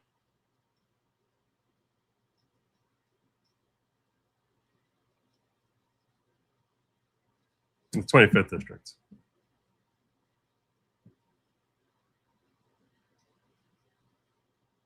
So she basically went to a traditionally black district, the 20th district, and said, I'm going to come running over here and use my name recognition to keep a black man from getting a job. Because that's what Democrats do. They basically make sure they put black people out of work. I'll talk about how progressive they are. You'll note over here, she's running against 2 different black dudes. It's a black district, and she was from the 25th district. 25th district became very red. She's like, I'm never going to win in the 25th district. Let me move on over to the 20th district, which is the black district, run against 2 different dudes, and make sure that I use my fame to smoke them. Evil, evil woman. Disgusting. Really disgusting. There's another congressman I want to talk to you about, and that is Congressman Corey Mills. You probably have heard the name Corey Mills. You might feel like a lot of you are probably thinking to yourself, I have a certain feeling about this guy. I don't remember why. Corey Mills is a Republican who's had all sorts of sex scandals and allegations of him and basically engaging in different flagrante delictos, which a person of his status and stature and marital situation should not be engaging in. And Corey Mills apparently, Representative Anna Luna called out Corey Mills specifically.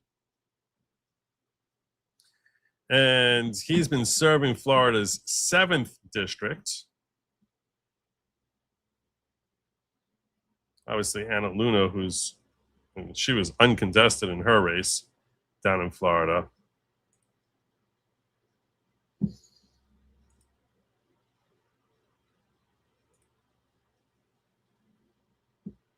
Here's some articles about Corey Mills. Embattled GOP rep doesn't deny dating teenager while he's in Congress. What the hell, dude? Seriously, dude, what the hell? There's nothing illegal about dating a 19-year-old, which he is reported to have done. Yeah, okay, there you go. Well, that ended up costing him a whole bunch of endorsements, like Trump, Anna Paulina Luna, DeSantis. It's not looking good for the disgraced MAGA representative Corey Mills. Florida Governor Ron DeSantis told reporters Friday he didn't support Mills' bid ahead of the state primary election on Tuesday. Earlier this month, Florida Representatives Anna Paulina Luna and Mike Haradopoulos endorsed Ryan Elijah, a former television anchor. While Donald Trump announced his endorsement for Mills in February, the president has remained quiet on the subject ever since. So it's before all the scandals about him came out. Here's why he never should have been endorsed by Trump. Here's why. Corey Mills admits protecting Ilhan Omar from censure, dodges restraining order, and DOJ probe questions. Here he is talking about why it is that it was his votes that kept Ilhan Omar from being censured. Mr. Mills, you voted against censoring Representative Ilhan Omar. Why was she being censured? She was being censured because she basically spoke out supporting the assassination of Charlie Kirk, or certainly not condemning it. She basically, referred to him as being a racist or some stupid thing like that. So Ilhan Omar, after she did that, so Congress wanted to censure her and strip her of her committees for basically giving a pat on the back to Tyler Robinson for assassinating Charlie Kirk. So Congress wanted to censure her, and a handful of Republicans said no. Corey Mills being one of them. That's what he's being addressed on with this question. Can you tell us why you voted against one of the most hated members of the Progressive Squad? It's a great question. Look, at the bottom end, I told you I've been a registered Republican my entire life, but I'm a constitutional conservative. Okay. I believe in those 7 articles, 27 amendments. It's not something that you just go ahead and protect when it's convenient. Okay. People wore a uniform and fought to protect that and died. You have a right to free speech. What the hell's that do with being a jackass, a member of the House? I believe for a fact, when I went to the parliamentarian, I said, did she violate any parliamentary rule? They said no. Who cares? I went to Chairman Guest of Ethics, and I said, did she actually violate any investigation? He said no. Who cares? When I went to the Supreme Court ruling, Brandenburg versus Ohio. That's a crime. That's when it becomes a crime. No one's saying she committed a crime. He's coming up here standing on the Constitution. Standing on the Constitution. Oh, I'm a constitutionalist first. Even when it's not convenient, I'm a constitutionalist first. This is a disingenuous framing by this jackass over here. What he's trying to basically do is, oh, I'm a good guy. I'm one of the good guys. I'm standing on the Constitution. You have a right to say that without facing criminal sanction, but a censure from the House and being stripped of committees, that's basically punishment for being an a-hole.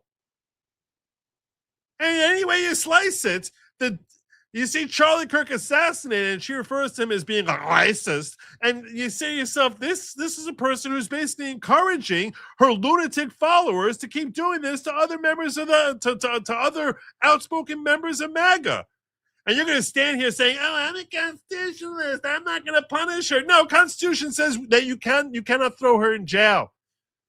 That's what it means. That's what Brandenburg means, sitting here citing Brandenburg at MAGA as if we don't know what the hell Brandenburg means. You're coming here telling us, oh, I stand behind Brandenburg. Brandenburg is when you can charge someone with a crime for incitement.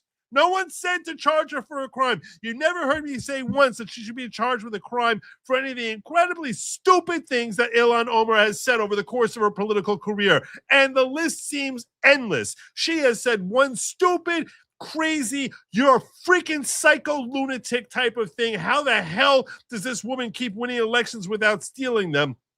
Type of crap that this machshefa, and she would pronounce it as machshefa, Ilhan Omar throws out, like, seemingly every time she opens her mouth on camera. Everything about that woman is vile and disgusting. And yet I've said this over and over about this woman, and you have never once, ever heard me say that she should be thrown in jail for any of the stupid, retarded, insane statements she's made. You've never heard me say that because we have freedom of speech, and we have the Brandenburg standard and other protections of freedom of speech. That's what freedom of speech does. It basically says you can't criminalize and throw her in prison for shooting off her fat yap and acting like a complete and total jackass. Well, no one's saying she should be thrown in prison. That's got nothing to do with the privileges of being a servant of the people. That has nothing to do with all the plaudits and all the ribbons and trimmings that we give our congressional leaders, and saying, yeah, this is a woman who should be held in high esteem in society, and all the privileges and fat that comes with that. That's a completely different thing. that has Jacko to do with Brandenburg versus Ohio.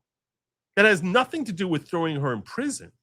It simply means this is not a person who is fit to have a significant role in running the country, to having a voice in shaping and sculpting American public policy. So you want to come out here and start saying your stupidity?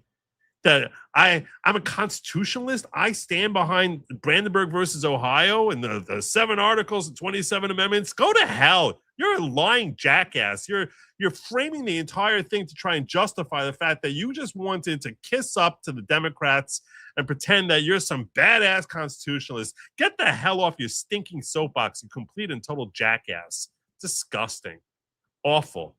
Terrible. Vile. Everything about this guy. Disgusting. Go hang out with your 19-year-old girlfriend, you sick, disgusting animal. Gross.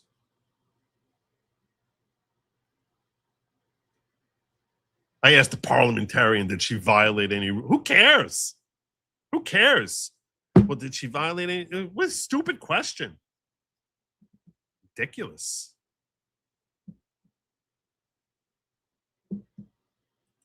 It's very clear it says without imminence, intent, and capability of violence, whether you like it or not, is covered by free speech. Last time we censored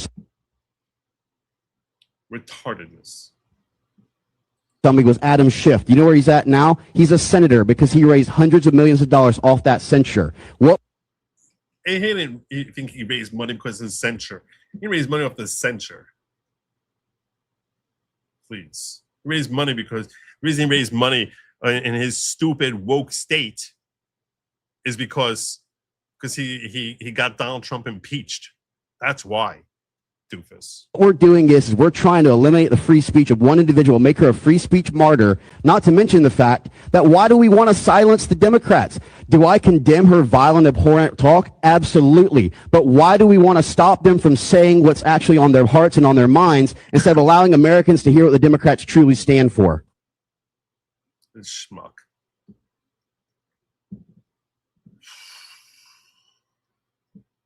Anyhow, this doofus who can't keep his schwanz in his pants. If he sees an attractive teenager who is legal, 19. Well, you know what else is legal? It's also legal watching you get washed out in a primary. Ryan Elijah coming in here, taking 47% of the vote and saying, goodbye, Corey Mills. Goodbye, MAGA candidate. Shut up. Shut up. Here comes Ryan Elijah. Can't be worse, right? Hopefully. Hopefully. I don't know anything about Ryan Elijah, but Anna Polina Luna likes him. So that's a good start. That's a good start. So we're done with Corey Mills. Any other races you guys want me to check out before I move into my last story here? Off topic, but Senator Mike Lee's latest attempt on the Save America Act. He's tweeting out all the time, we need the Save America Act. I said this a week ago, maybe 2 now. I don't know. Save America Act is not going to go into effect for the 2026 elections. And yes, it is a reason that we need to humiliate John Thune in the primary and make sure that he basically couldn't win a job as a dog catcher in his state. North Dakota? South Dakota. I know he's up for re-election in 2 years. And I do expect him to be primaried very, very hard. And I'm optimistic that he will lose that primary and that he's going to be Liz Cheney'd and humiliated for what he did with the Save America Act. But the reality of the situation, I'm not someone who's going to ever mislead you about the reality. I can sit here and I can hope for it. The problem is that the Save America Act is not just something that you can kick in right before Election Day. There's all these different rules and regulations and changes that have to come to the voter registrations and notifications these states would have to send out, and steps that need to be taken in order to implement the Save America Act as currently constructed in ways that we need it implemented in order to have an election that has genuine integrity or has a chance of having genuine integrity. So all the notifications that, hey, you have to show up with an ID. If you think about this for a second, it's not an unreasonable thing for a state to say, well, some people might not have an ID. And now we're going to mandate that they have an ID, so they need to have enough time to be able to get an ID. So you can't just put this into effect in mid-October, because then you got to send notices out saying, make sure that when you come, you have an ID. So, and changing the voter registration rolls and cleaning that up takes a lot of time. This is not something you can implement in mid-August for an election that's coming in less than 90 days. So the chances of this actually coming into effect for the 2026 election are, I would say, less than 1%. And trust me, I'm totally with you. We really desperately need this Save America Act. But I can't even imagine how at this late point they would have any success in getting it passed for the upcoming election in 2026. But if you go to base Mike Lee, that's what his Twitter handle is. You pull him open, you will find one after another of Mike Lee saying we need to pass the Save America Act. This is what's pinned for him. How can you have elections in the U.S. without valid photo ID? Good question. We need the Save America Act far more than the Senate needs recess. It's one post after another.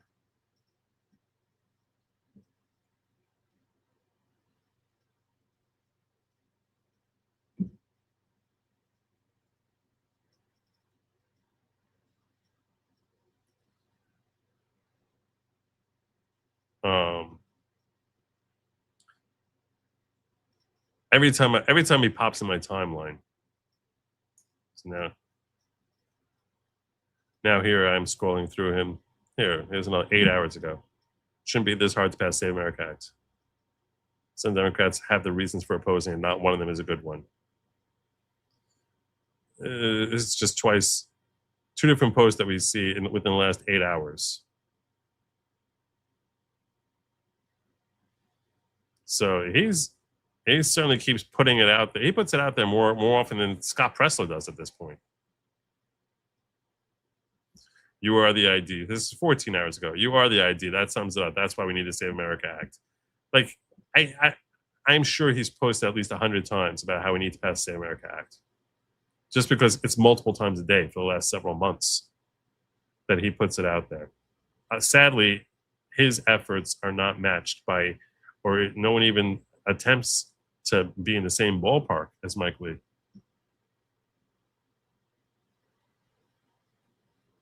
But this is a guy, we don't have any other senators like Mike Lee.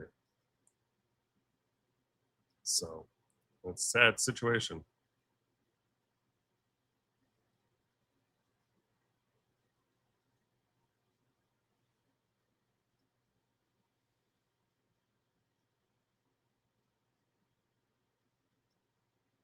There's another one about how we need a Save America Act. Anyway. So I wish I had better news for you, Dot. I wish I did. But at this point,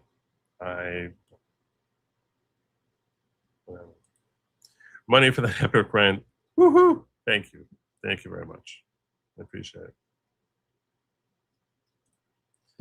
Sentient person who beat Vindman, yikes. So that's that Nixon chick? Dixon? Nixon, whatever her stupid name is. Let me see what you sent me here.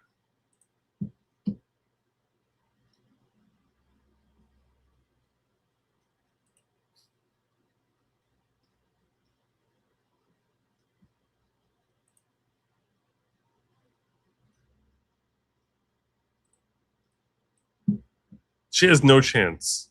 She has no chance of winning this one. Zero. Zero. She's me humiliated.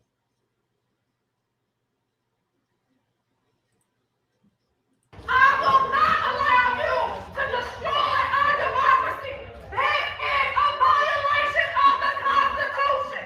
It is. It's a violation of the Constitution. I'm out of order because y'all are doing illegal things to the state of Georgia. It is out of order. This is when they were redistricting.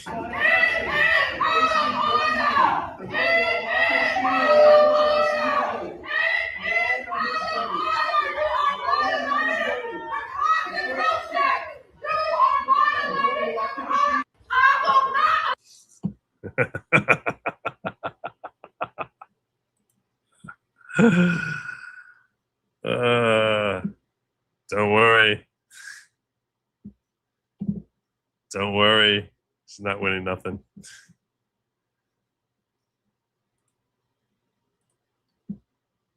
She's not winning nothing.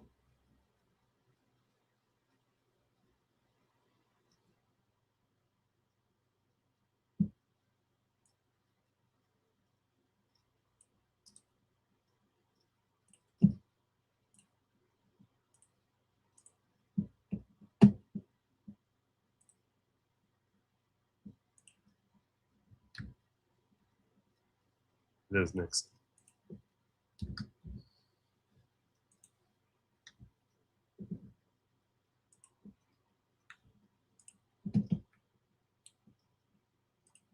Malcolm Palm. Joe, did you get my Venmo? In fact, that's the wrong thing. Yes, I did. I need to give you the horn. Thank you so much, Malcolm. Thank you so much. Someone sent me on Locals a thing telling me that, hey, you got a Venmo. Did you pull it up? And I hadn't checked.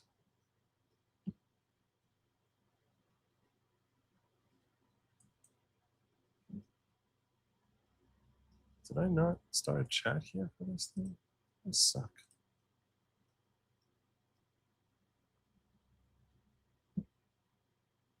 Sorry, Renee.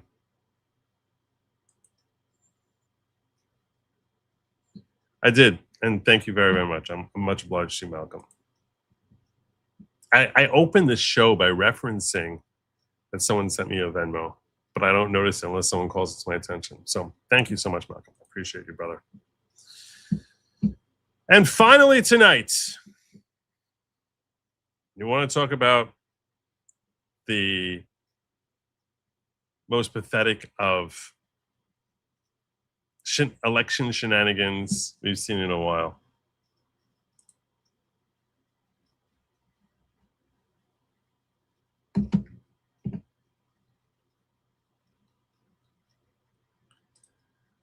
Trump asks Alaskans to vote for the real Dan S. Sullivan in a Senate primary featuring two candidates with the same name. So in the primary, there are two candidates with the same name, Dan Sullivan. This is in the Alaskan primaries that's happening tonight and today. President Donald Trump urged Alaska primary voters to ensure they elect the real Dan Sullivan as two candidates with the same name face off on a Senate primary ballot. In the lead up to the primary, Trump endorsed incumbent U.S. Senator Dan S. Sullivan. Trump and Republican allies publicly accused Democrats of orchestrating the candidacy of a primary challenger, a retired school teacher named Dan J. Sullivan, as a sham tactic intended to confuse voters and benefit the Democratic frontrunner, former U.S. Representative Mary Peltola. Alaska, be careful. Vote for the real Dan Sullivan today, the president posted on True Social. Through me, he's brought hundreds of billions of dollars back to your state. Democrats know how good he is and have put up, I don't know, it's hundreds of billions, but but that sounds like a very high number. And put up an imposter, same name. Vote for the incumbent senator. Don't let these fraudsters get away with this hoax. Make America great again, President Donald J. Trump. Meanwhile, the incumbent senator, GOP competitor, a retired teacher who described himself as a pragmatic Republican, he says, I'm a pragmatic Republican, will appear on the ballot as Daniel J. Sullivan Jr. In an earlier post, Trump praised the incumbent for fighting for the last frontier, saying Sullivan is working to grow the economy, lower taxes, reduce regulations, and keep energy prices low. Because of the trickery in the voting, the crooked radical left Democrats have put another man named Dan Sullivan, and they did this to take votes away from our great senator of the same name. Alaska Tuesday's Senate primary features a crowded field with 16 candidates vying for the office, including former U.S. Representative Mary Peltola. Rather than conducting party primaries, the state's election rules call for the top 4 candidates to advance the November general election. The state's election officials had initially disqualified Dan J. Sullivan from appearing on the ballot, finding that his candidacy was not in good faith and was intended to confuse voters. However, the Alaska Supreme Court ruled his name could remain on the ballot. This is the New York Times wanted to look at Dan J. Sullivan. This is the obscure Dan J. Sullivan, searching for answers to demands of accused of sabotaging Alaska's Senate race.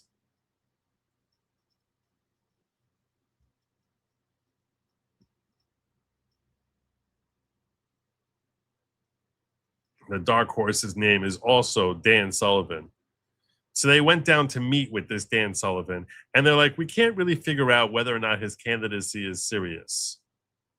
The more obscure Mr. Sullivan has denied any subterfuge, but he's added to the mystery by saying little and doing very little campaigning.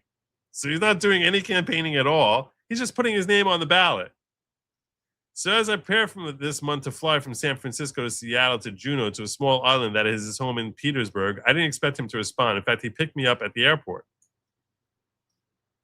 Is this a noble bid or political sabotage? I had reached out just before my trip to let Mr. Sullivan know I'd be in town. To my surprise, he replied promptly, offering for me and the photographer a ride. He also advised me to sit on the right side of the plane on my final leg from Juneau for optimal views of Alaska's stunning nature. Mr. Sullivan met us at the island's tiny airport wearing a gray t-shirt and tan shorts and drove us to a nearby park. He said his previous reluctance to engage in a product of feeling overwhelmed by legal proceedings and the national attention. This is what he told him. He told me he's never voted for President Trump. He voted for the Democrat nominee in the last 3 presidential elections. He said he voted for Ms. Peltola, who stands to benefit by him joining in, for the House in 2022 and 2024. He did not vote for Senator Sullivan in his previous 2 Senate campaigns, but he's a totally good faith actor here. He's politically active, attending local events protesting the Trump administration, including at least one No Kings protest. But we can't figure out whether he's trying to sabotage or he's really running. It's very hard for us to figure. We can't really piece this together. It's a mystery. The whole situation is a mystery.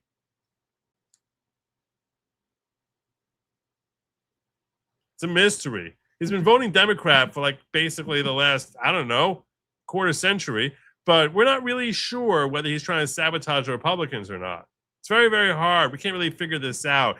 It's very murky area. Very, very murky area. The New York Times, it's just a baffling mystery. Baffling.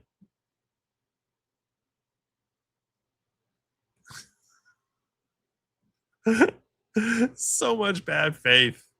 So much bad faith. Ugh, it's frustrating. It's very, very frustrating. It isn't, but they're so desperate to try and knock out Dan Sullivan that they're basically like, let's try to confuse the voters about who's in there, and let's try to have the Democrat take the split in the vote. Let's take a look at how this race is going so far. I mean, they're like basically 9 hours behind the rest of the United States. So I don't know how much returns we got so far. Yeah, we don't have any returns yet.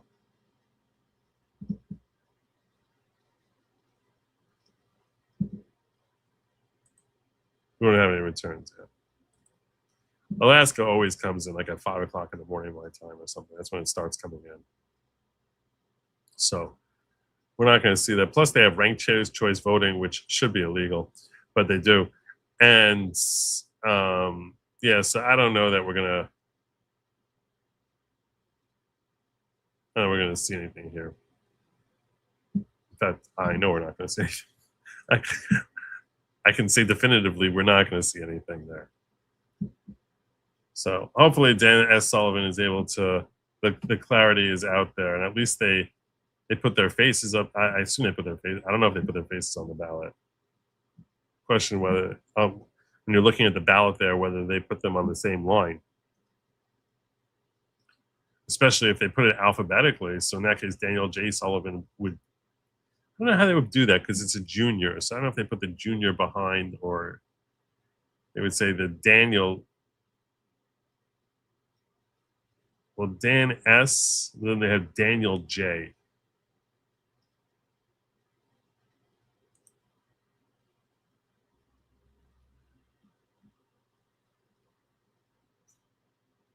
Daniel J.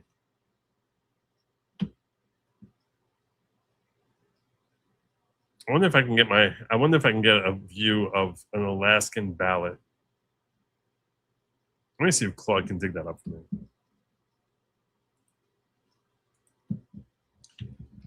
Can you pull up an image of an Alaskan primary ballot so I can see how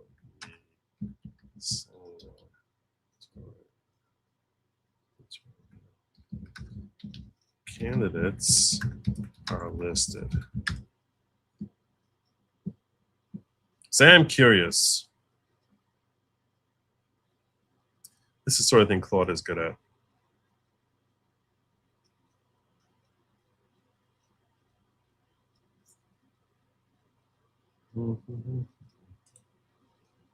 Ah! What happened? There we go.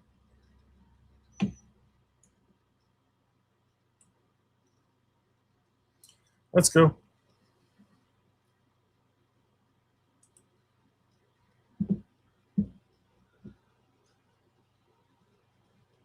Oh my God. Oh my God. Oh my God.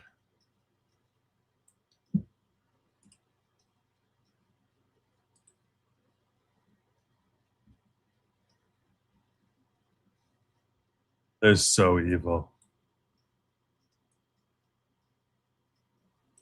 Wow. This is what an Alaskan is looking at. At least they list him as being the incumbent.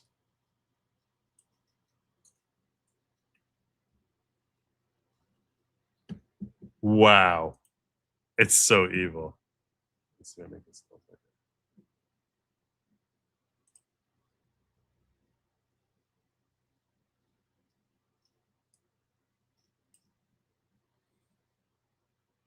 So they list him as being the incumbent, so at least you can like distinguish. If they didn't list the incumbent, this would totally be split. This is what a sample ballot in Alaska looks like.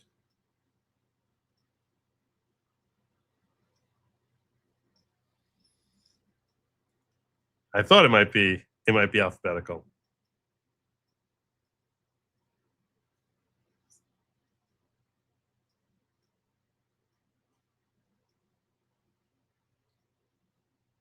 And sure enough, it is.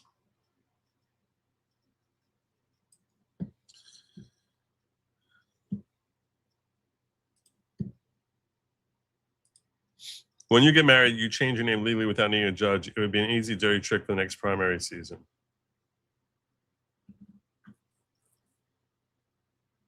Would be. It would be.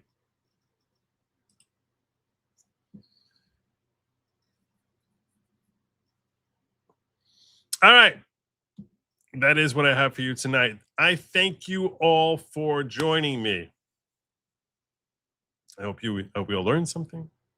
We got some election results. Was there any other election results I missed? Did I miss anything? I don't think I missed anything. I think I covered it all.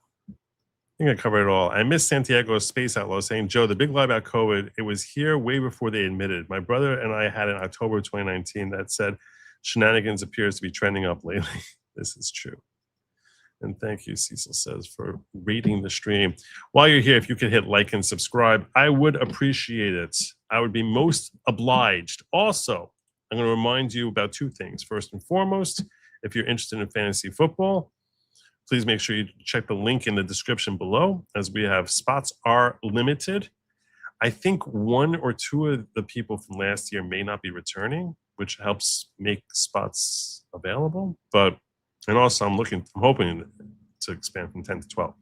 So spots are limited. So I'm going to urge you to please make sure you check that out, because yeah, and also make sure that you check out my merch.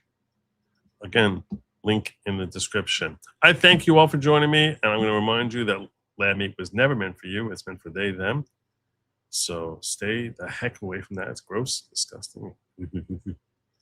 And do not eat the bugs. Don't do it. Good night, everyone. And as always, Godspeed.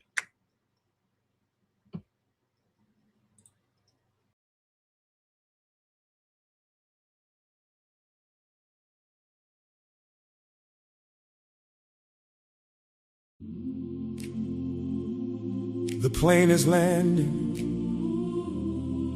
The show is almost over. All that's left for you is this song. Joe left the studio. He's probably drinking Diet Mountain Dew. Maybe he's watching funny videos on YouTube, or playing chess, or doing Jewy things Jews do. We hope you had fun, and maybe you learned something. You hit like and you subscribe. Leave a comment if you want to show some love. That would be cool. You can be cool. Leaving comments is cool. So till next time, please be sure to stay away from lab meat. It was never meant for you. It's meant for they or them or comments, sparkle hugs, and most importantly, do not eat Z-bugs. Good night and Godspeed. Good night and Godspeed.